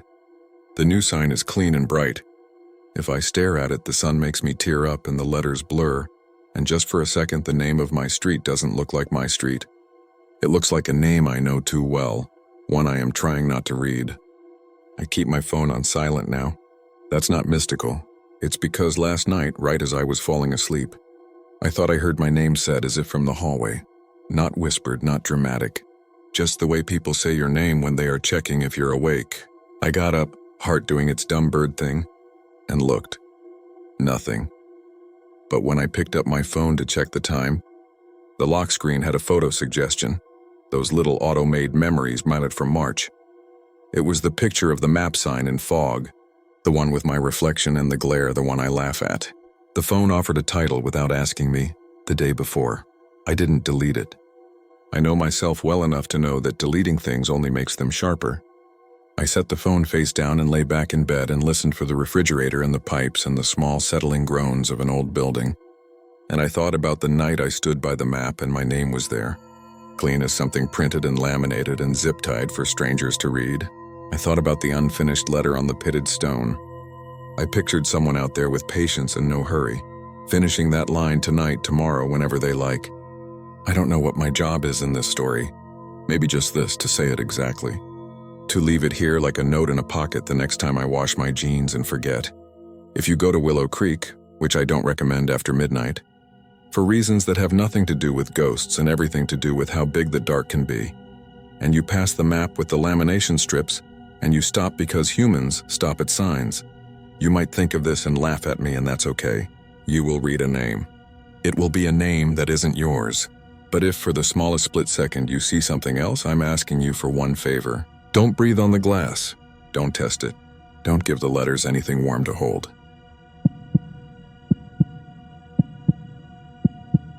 I've typed this out 3 times and deleted it because it sounds like something you'd scroll past, but I was there, and I can't keep replaying it in my head without putting it somewhere. If you live near Oakfield, you've probably heard a neat one-sentence version of this already. The reality was slower, quieter, and somehow worse. Back in 2020, I moved home to Oakfield after my hours got cut at the airport. My sister Nora had an extra room, and the deal was I'd pay her in groceries and fix whatever broke around the place. I picked up night shifts with the town's facilities crew. Basic stuff. Checking motion lights at parks, relocking gates someone forgot, taping off benches when the rules changed every other week. It was lonely work, but I liked the routine of it. I liked the smell of the disinfectant wipes and the way the radio soft hissed even when no one was talking. It made the town feel like a machine I could keep running. There's a cemetery on the edge of town, Oakfield Cemetery, a long rectangle of hilly ground with a line of poplars like ribs down the middle. The first week I started, Jerry, my supervisor, handed me a ring of keys with a bent label that said CEM and pointed to a list. "Check fence on the west side," he said. "Kids cut a walk-through again. And the sensor lights? They only should trigger if something is moving. Last Saturday, the whole place lit up like Christmas for no reason. Scared the groundskeeper half to death." The groundskeeper then was Mrs. Kinney, a woman with a red ponytail and the kind of voice you can hear even when she's whispering. She and I circled the grounds the first evening I went out. She talked about battery backups and deer and the one neighbor who always complained when the lights came on past midnight. "They're new LEDs," she kept telling me, tapping a pole. "Very sensitive. You breathe hard near them, they wake up." She laughed, and the laugh got swallowed by the fog. It was late October. I could see my breath even with the mask on. Somewhere a car idled in a driveway. The cemetery smelled like cold dirt and fallen leaves and the little bit of ozone those lights release when they buzz. I'd glance at the stones as we walked, writing that looked carved yesterday, then names worn to smoothness, then the fenced-off corner with the smaller markers and pinwheels. "That section," Mrs. Kinney said, and her voice fell into a lower gear. "Children's. We keep a closer eye on it around Halloween. People think it's funny to leave things." She meant offerings, I thought. Dolls and candy and plastic pumpkins. She shook her head. "The parents tell me it helps. I bag it all up after a week and we put it in the shed lost and found. I hate that job." I didn't think about the children's section again until Halloween night. It was a Saturday that year. Nora had tried to turn the night into something normal. Paper bats taped under the window. A bowl of individually wrapped cookies instead of candy because she'd read a post about safer handouts. She wore a face paint mustache for our Zoom call to Dad. We could hear fireworks in town. At 9, she said, "Be careful out there, okay?" and handed me my thermos like it was a shield. My loop that night was simple. Park by the main gate, walk the perimeter, check the fence repair on the west side, test a sample of the motion lights, and be out before midnight because the police shift changed and they wanted the gates locked before the crossovers came through. I called dispatch, really just Dan, who was working from a folding table in the DPW building, and told him I'd be clear by 11. He joked, "Don't bring any ghosts with you. We're at Code Skeleton Crew. I want to be clear about this next part because I know how it sounds in summaries. I did not see anything dramatic, no faces in trees or hands under the ground. It was more like knowing you're being watched by a very, very shy person. The cemetery had that empty, thin sound where your footsteps seemed too loud. I did the usual. Flash the light at the fence, jiggle a latch, brush away a bag caught on a bush.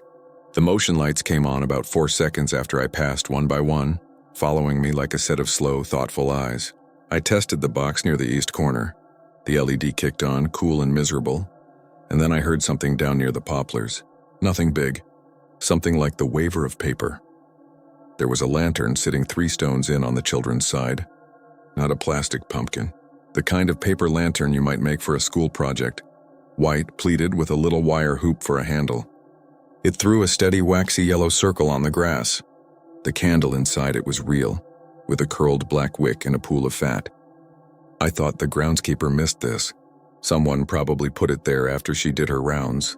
I would have picked it up, but another motion light clicked on down the line and then another, and I thought of the neighbor who complains. I decided to take the lantern after my loop. If that sounds like a small decision, it was, the kind you barely feel. That's how most real things are, small decisions. I finished the west side and took a photo of the fence repair for Jerry. It was clean work, and the zip ties were tight. The cemetery sloped as you moved south. The lights widened in those long overlapping ellipses, and I passed the poplars again. The paper lantern was still there, but I noticed a scent now under the wax. Something like crayons warmed in a car. It took me a second to place it. Old Polaroids. If you've ever opened a shoebox of them, you know that weird, sweet plastic smell. The lantern shouldn't have smelled like that. It made me hesitate. I set down my thermos, ran my light low across the grass to make sure there were no mice or wires or a prank setup, and reached for the hoop. The candle flame quivered like a tiny animal waking. My radio crackled. DPW-7 status. It was Dan, a little sharper than before. "Good," I said. 10 minutes out. I lifted the lantern, the flame went out. Not a dramatic puff. It just stopped. In the same heartbeat, every motion light in the cemetery blinked. I can't make you feel that if you weren't there. It was like the ground gently tightened its muscles. The LED buzz cut off and cut back on. and what was left in the transition was silence so complete, I could hear my jacket zipper touching itself. I put the lantern back down out of reflex, like you'd put down a hot pan, and the flame didn't relight. My fingers had a trace of soot on them, like I'd touched a chalkboard. The smell of old film was stronger. I angled my flashlight into the lantern's throat. There was something inside, taped against the inner wall opposite the candle. A square, shiny. I'd guessed it before the beam reached it, which felt like remembering a dream you hadn't had. A Polaroid. The photo showed a little girl, 8 or 9, standing between 2 headstones holding a white paper lantern by the hoop. Same lantern, same creases, same slight fold near the top wire. She smiled big and accidental, like whoever took the picture made a joke right after they pressed the button. In the lower white border, stamped in those old blocky numbers, was a date, 1998. I'm not a superstitious person. I took the photo out. It had the stiff, slightly sticky feel of photos kept too long somewhere warm. There were thumbprints along the edges that didn't belong to me. The girl had a gap in her teeth. One of the headstones was readable. I had the urge to look at it directly, but the motion lights hummed, lifting back to life at the far edge and moving toward me. And I suddenly felt very visible in a place where visibility didn't feel like safety. DPW 7, Dan said on my radio again, louder. We just got a call about motion at your site. You good? I'm fine, I said. I'm leaving in, I almost said 7 or 5. I didn't want to declare a number. I'm locking the gate now, he paused. Officer on the way anyway, he said. The neighbor. You know the one. I slid the Polaroid into my breast pocket because I couldn't think where else to put it. I did not put it back. That's the one part of this I wish I could change. It felt wrong to leave it with a candle that had gone out. As soon as I passed the line of poplars, a colder breeze moved across the hill. And all the lanterns the groundskeeper had left earlier, little solar things at the ends of rows, flicked their tiny eyes like they do when they've stored a bit of daylight and want to spend it all at once. The paper lantern stayed dark behind me. I made myself walk without hurrying. The gate's padlock clanked in the same way it always did. The town gave us cheap locks that always felt one grit of rust away from staying open forever. As I turned to the truck, I saw the light of a cruiser coming up from Willow Street. Officer Hart pulled up. She's one of those patient ones who was already tired before 2020 made everyone else tired too. She had a disposable coffee cup balanced between her knees. You got a possum party in there? She asked through her mask.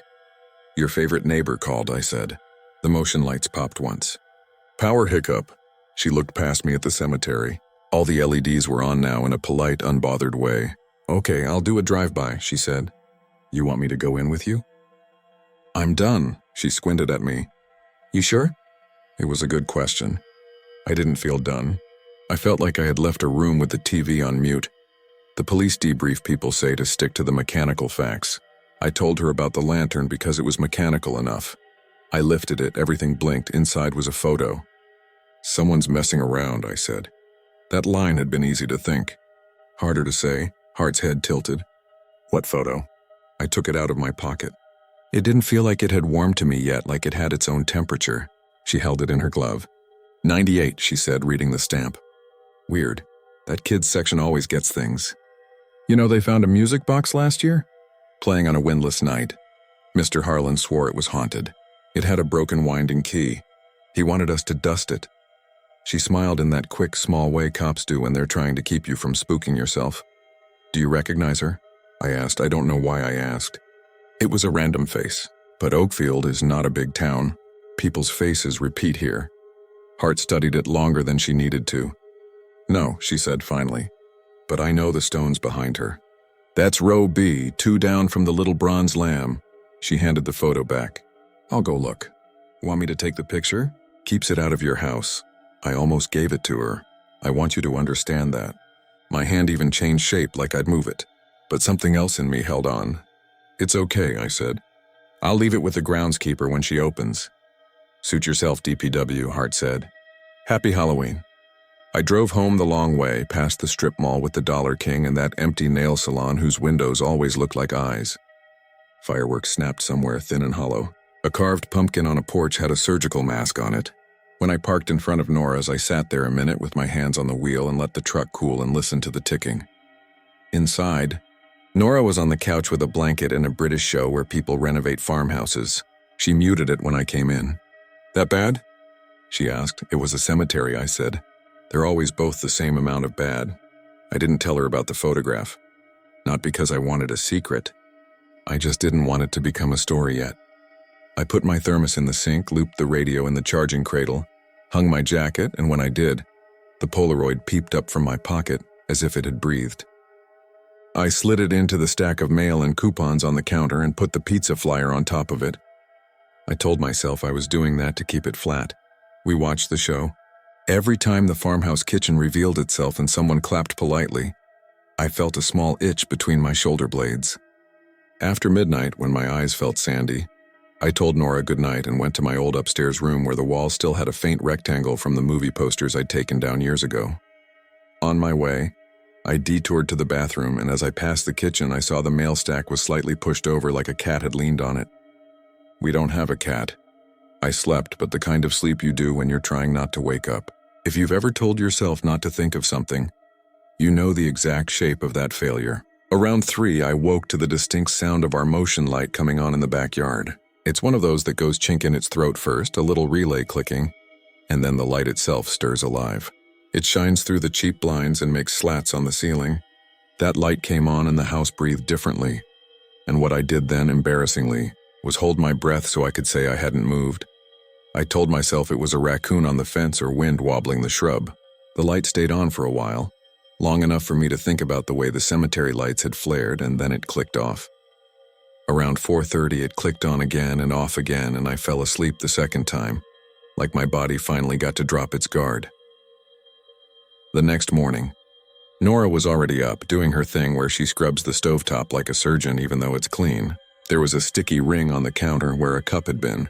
The mail stack had fallen apart and the pizza flyer was upside down, and the Polaroid sat like it had been placed there on purpose, pushed forward from the rest. The photo had curled more. The girl's smile looked thinner than I remembered. That was probably in my head. "What's that?" Nora asked, seeing me see it. "Someone left it at the cemetery," I said. "Mrs. Kinney is open today.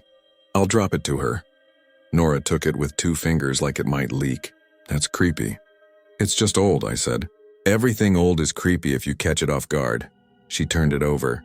On the back, in blue pen that had bled a little, was a name in a child's careful handwriting. Emma. Under it, in different pen, a date and a simple line. Oct 31, 1998. "For my birthday, we got to stay up late." Then smaller under that, added by someone else at some later time, nearly too light to see. "Bring it back." "You should really give that back," Nora said, handing it to me again. She pushed her hair behind her ear in the way she does when she's trying not to tell me what to do. "I don't like that in the house." "I'm leaving now," I said. It came out too fast. I drove to the cemetery at 11. The sun was out and made everything ordinary. You can't hold a sense of the uncanny in daylight for more than a few steps at a time. Mrs. Kinney's Bronco was parked by the shed. She waved me over when she saw the town truck. "You were here last night, right?" she called. Hart told me. "Some lantern?" I explained, showed her the photo, trying to keep my voice flat. She set it on the hood of my truck and leaned over it until her ponytail fell forward. "I remember this," she said. "No," she corrected herself even as she spoke. "I don't remember this, but I remember a lantern. Kids used to do that before the rules. Little art projects. The wind ate them." She tapped the date with a fingernail. 98. "I only started here in 2001. She picked up the photo, squinted at the stones behind the girl. "Let's go look," she said, already walking toward the children's section. We found row B. The bronze lamb was there, darkened to the color of coffee. The headstone in the photo stood 2 down, exactly as Hart had said, though the grass had crept closer. The names were clearer in daylight and clear in a way that made me want to apologize for looking. The girl in the picture had positioned herself between 2 markers as if she knew how to be careful. One of the names matched the surname written in smaller type on the other, and the years did the math no one likes. Mrs. Kinney bent to wipe a film of dust from the top of one stone with the hem of her jacket. "The lantern you saw," she said. "Where was it?" I pointed. The grass still had a circle of flattened blades, a light green bruise where something round had sat. We stood there. The wind moved and we listened for it like it might say a word. On the branch above, a ribbon left from some earlier visit whispered its fraying shape. It felt like a fine thing, solemn, and I felt foolish for making it anything else. "I'll put the photo in the shed," Mrs. Kinney said. "We keep a bin. I'll walk you there," I said. That wasn't necessary, but neither of us wanted to break apart. Her shed had a smell exactly like school theater prop rooms. Dust and plastic and a little sweet, like some flavor had leaked from an ancient wrapped candy into cardboard. She pulled a beat-up Rubbermaid tub from under a shelf. It was labeled "Lost Return" with a piece of tape. Inside were ordinary things: a small stuffed rabbit with one flattened ear, a glittery headband, a wooden car with one wheel repaired with thick tape, a plastic ring with a rainbow stone, a little sheet of stickers that all said "Great job" in red, and yes, a music box. It had once been white and now was the color of a storm. The winding key had snapped off, leaving a stub. "Harlan found that," she said. "Couldn't make it stop playing. When he brought it here, it quit. It wasn't all creepy. Some of it felt like any place where people need to set something down for a minute. That helped." She slipped the Polaroid to the bottom of the bin, almost apologizing to it as she did. "If anyone asks, I'll give it back," she said. "We don't get many requests. Time is a very forgetful person." We closed the shed. As she locked it, one of the sensor lights at the far end pinged on. We both looked. There was no movement. Another light followed, and then one nearer. They were blooming toward us the way a song finds a chorus. "Wind," she said. Her voice didn't believe it. I felt my pocket reflexively, a weird muscle memory like the picture still belonged to me. I tried to shrug off the urge. "I should get to the next site," I said. "Yeah," she said. "Me too." I went to the truck and sat with the door open long enough to feel the weirdness subside. As I started the engine, my radio popped. "DPW-7, Dan said. "You good?" "Yeah," I said, dropping the photo. "All set." I heard how it sounded too explanatory. "Cool," he said. "Also, this is probably nothing, but just so you're aware, the power company is doing a brief line test near Willow and Old Mill at 2. Might cause flickers. The neighbor lady already called about it even though it hasn't happened yet."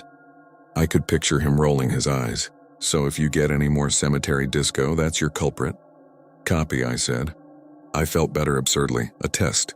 A reason the rest of the day was ordinary. I replaced a hand sanitizer dispenser in the small park by the post office because someone had yanked it off the wall. I ate a too-long banana in the cab and listened to a podcast where two guys talk about old baseball games like they're Greek tragedies. By the time I got home, I had convinced myself that the previous night was a string of coincidences that had landed on a lantern, because the lantern was an easy thing to string them on. That night, Nora had made soup. We watched part of a movie twice because we both zoned out in the middle and couldn't admit we'd missed it. At around 10, the lights in the living room dipped once. It was subtle. Just the kind of blink fluorescent bulbs like to do around the end of a month. We both looked up like dogs. Then there was another dip. Softer than the first, like the house was practicing a sigh. "Line test," I said quickly. "Dan warned me." Nora nodded without looking away from the bulb. "Okay." At 11:30 we went to bed. I brushed my teeth and glanced at the counter. The mail stack was tidy, the pizza flyer on top. The kitchen window reflected me as a hunched shape, and the backyard motion light was off, and I stepped closer to look for the neighbor's cat. That was when I saw the lantern's shape in the reflection. Not the real thing, just the memory of its outline, maybe. But the hair on my arms rose like I had stepped from shade into sun. I know how unreliable that sounds. I'm not giving it to you as evidence. I'm telling you the order things happened to me. At 2:04 a.m., I woke because the whole house breathed out. The line test, I thought. The digital alarm clock glitched to 12 on for half of a blink, and then corrected itself like it had been embarrassed. The motion light in the backyard came on and stayed on. A siren down the hill whooped twice and stopped. The weirder prefaces to normal sounds were everywhere that year. Then, plain as my own footsteps, I heard paper move. Not the loud crackle of a bag. The small crumpling whisper of folded paper being picked up and set down.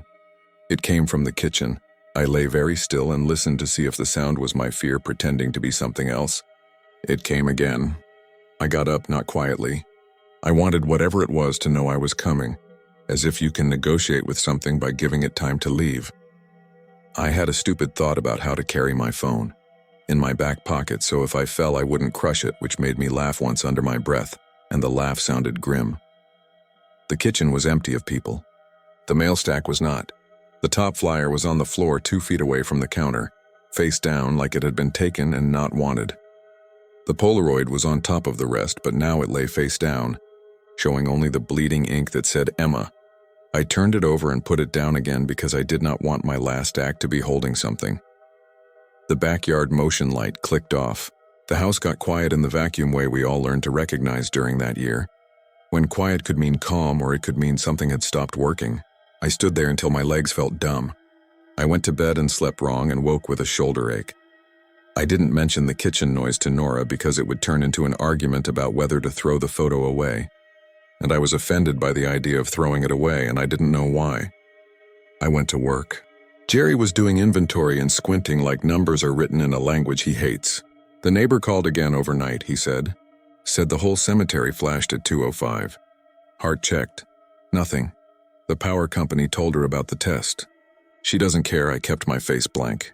Do you want me to run the cemetery again tonight? He waved a hand. Kinney's got it. You have the reservoir trail lights. People keep twisting them so they point at each other. I should have been relieved. I wasn't. All day something was at the corner of my thoughts the way a fruit fly hovers at the corner of your vision. I tried to bait it closer with practical questions. Why was the photo in the lantern? Who wrote Bring It Back and when? If the girl in the Polaroid was Emma and her birthday was on Halloween, did that mean 1998 had been her 9th? If she were alive now, she would be. I did the math and stopped. At lunch, I called the library because I remembered they keep old newspapers bound in green scrapbooks. Ms. Dorsey, who knows every headline the town has ever had, picked up. You're the kid who pushed the book cart too hard in 7th grade and knocked over the dictionary stand, she said, before I had even introduced myself. How's your mother? Good, I said, surprised into smiling. Ms. Dorsey, do you have any digitized records from 1998? October, I'm looking for. There was a birthday party, a cemetery, a lantern. I heard myself and winced. I mean, not a party in the cemetery. That came out wrong, she hummed. She thinks and hums. We do, she said. Local reporter archives. But we're appointment only this week, honey. Tuesday I can let you in. What are you looking for? If I get bored, I'll hunt. A name, I said. Emma. Oh, she said. The O did at least 3 things. It remembered, it regretted, it thought I was naive. Try the reader's page in that week's paper, she said gently. Mrs. Alonso used to do those little birthday shout-outs. Parents loved it.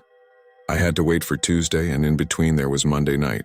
When I came home that evening, the Polaroid was still on the counter where I'd left it. Nora had put a coffee mug on top of the pizza flyer like a paperweight. She said, "Can that photo live somewhere else? It gives me a pit in my stomach." "I'll move it," I said. I didn't. Around midnight, the neighbor's wind chime started to ring even though there was no wind. Not wild ringing. A single note, spaced, then another. Like someone was learning a finger exercise on a piano in the next house and the instrument was made of aluminum tubes. Nora called down the hall. "It's the line test." I said, "They only did that yesterday." And we both pretended we believed our own corrections. Then came a small voice singing. No words. It startled me how quickly I understood it was not the TV or a phone. It was the sound of a kid doing that absent-minded song kids do when they build something with blocks, half notes, a melody that lies down and gets up again. It came from the backyard, from the direction of the fence. I went to the window expecting to see the neighbor's child, but their house was dark. The motion light did not come on. I waited for it, willing the sensor to wake up. When it finally clicked, the light poured into the yard and spilled over to our steps. The singing stopped at the exact same moment as if it had been waiting for that signal to obey. I told myself it had been a bird. I told myself birds are up at odd hours sometimes. I didn't look up what bird sounds like a child self-comforting. I don't know if I avoided the search because I didn't want to be wrong or because I didn't want to be right. Tuesday came. The library was empty enough to hear each cough like a sentence. Ms. Dorsey had set out the binder for 1998 and stood 6 feet back like she was offering me a relic. October, she said. I marked the week of Halloween. The reporting was the usual. The fall festival schedule, A photo of teenagers in Letterman jackets pretending not to know what to do with their hands, a note about the mayor. On page 3, the reader's column had those little boxed messages where people send each other greetings. Between a congrats to Mark on his promotion at Value Mart and a go Cougars, there was a birthday wish, a tiny black and white of a smiling girl, her hair clipped on one side with a barrette. "Happy 9th birthday, Emma," it said. "We love you and are so proud." The last line said, "Lanterns tonight." With a row of asterisks like confetti, I tapped the picture with my nail and felt a small electric sting in my chest.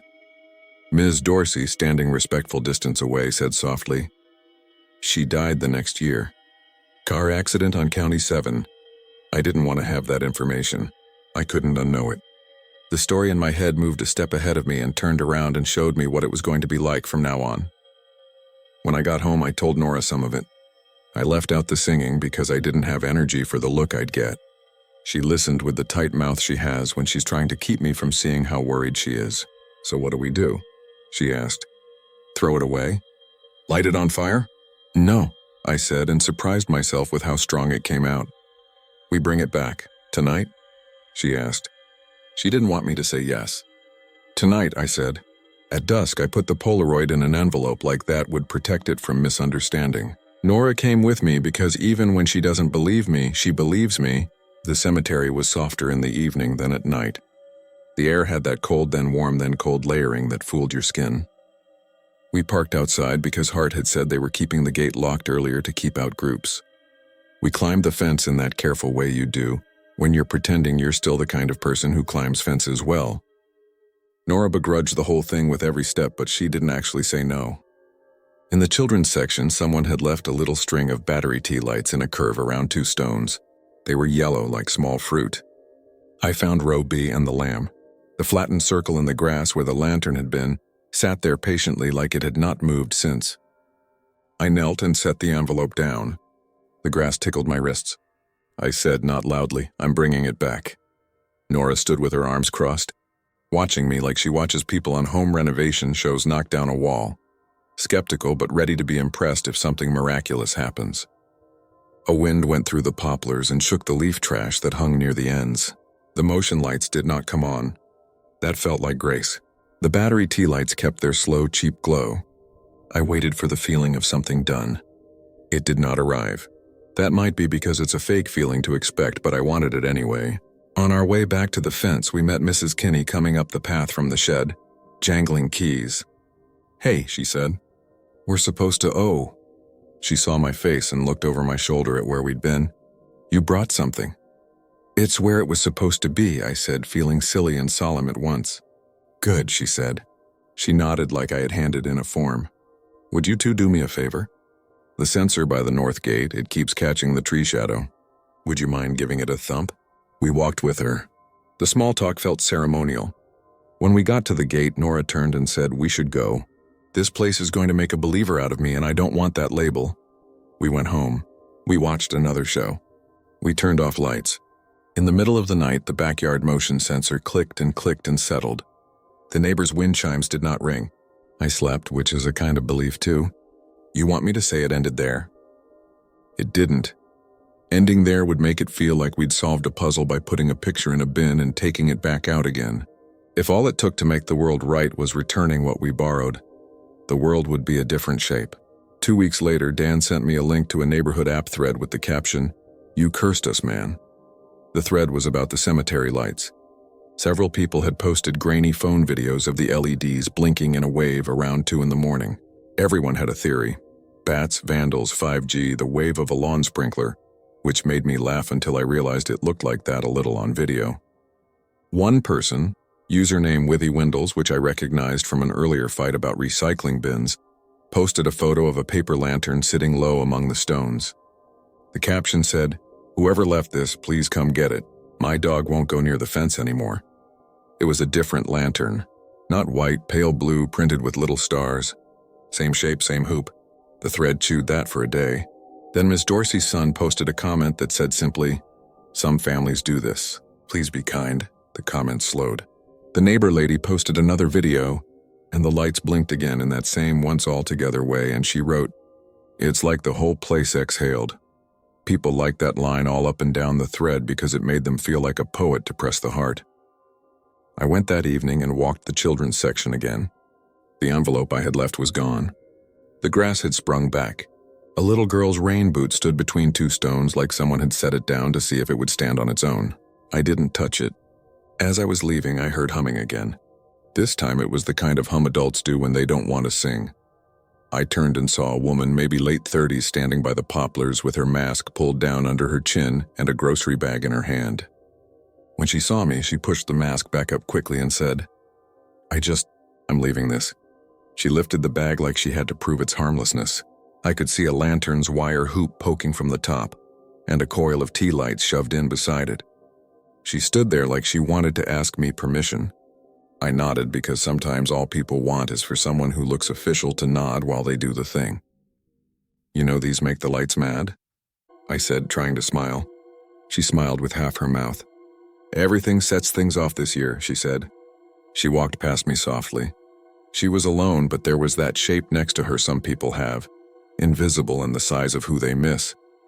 On Halloween this year, a few officers responded to trespassing at the cemetery, and they found a lantern glowing and a Polaroid of a girl holding a lantern. And the date said 1998. And when they lifted it, the candle went out and the motion lights blinked once as if the ground breathed. That's the story now. It's the one they wanted. It fits in a paragraph, and you can tell it over a backyard fire pit and feel the pleasant, hollow cold rise up your spine. It even has the line the neighbor wrote for it, exhaled so it sounds like literature and isn't just. The lights turned off and on. But I have the longer version, the one where the hums and little motions pick at your sleeve. If I leave anything out, it isn't to make it cleaner. It's because memory is lazy and tries to spare us. Last week, when I was locking the gate very late because Jerry had asked for an extra pass, my radio hissed and I thought I heard singing under the hiss. Only 3 notes repeated and then not repeated. The musical equivalent of someone peeking around a corner and then deciding against it. When I put the padlock through and snapped it shut, one light near row B blinked by itself and then steadied. I put my hand on the cool bar of the gate and felt static run to my elbow in a small, polite line. Like a cat touching you lightly and then ducking away. I'm not saying there are ghosts. That's not the claim here. I think there are circuits we make without meaning to, between people and places, and between a plastic lens and a Polaroid camera, and a small lantern a kid was allowed to carry after bedtime on the best night of the year. They make their own weather. Sometimes the weather is one breath of wind where the air has been stalled a while. I didn't keep the photo. That matters to me. It's not in my house. My kitchen light still clicks on at weird times. Plenty of things do. Once last month I found the pizza flyer bent under the chair leg like someone had tucked it there to make the chair not wobble. Nora swears she did it. I believe her. I also believe that when the clock stutters and then catches, it is doing what clocks do when the world is older than its power grid. Those two beliefs live next to each other fine. If you want a moral or a warning or a rule, I don't have one. Maybe. We shouldn't be surprised that we can leave lights for each other after we go. We do that anyway. We put lamps on porches and we charge our phones so they glow a soft square. When someone texts us they're home, we put paper lanterns by stones. We keep photographs with time printed in the margin even though time doesn't care. Sometimes I wake at 2:04 a.m. for no reason and lie there waiting for the house to breathe. Sometimes it does. Sometimes it doesn't. On those nights when it does, I listen for the child humming and I don't hear anything, but I do feel the air very gently press and release.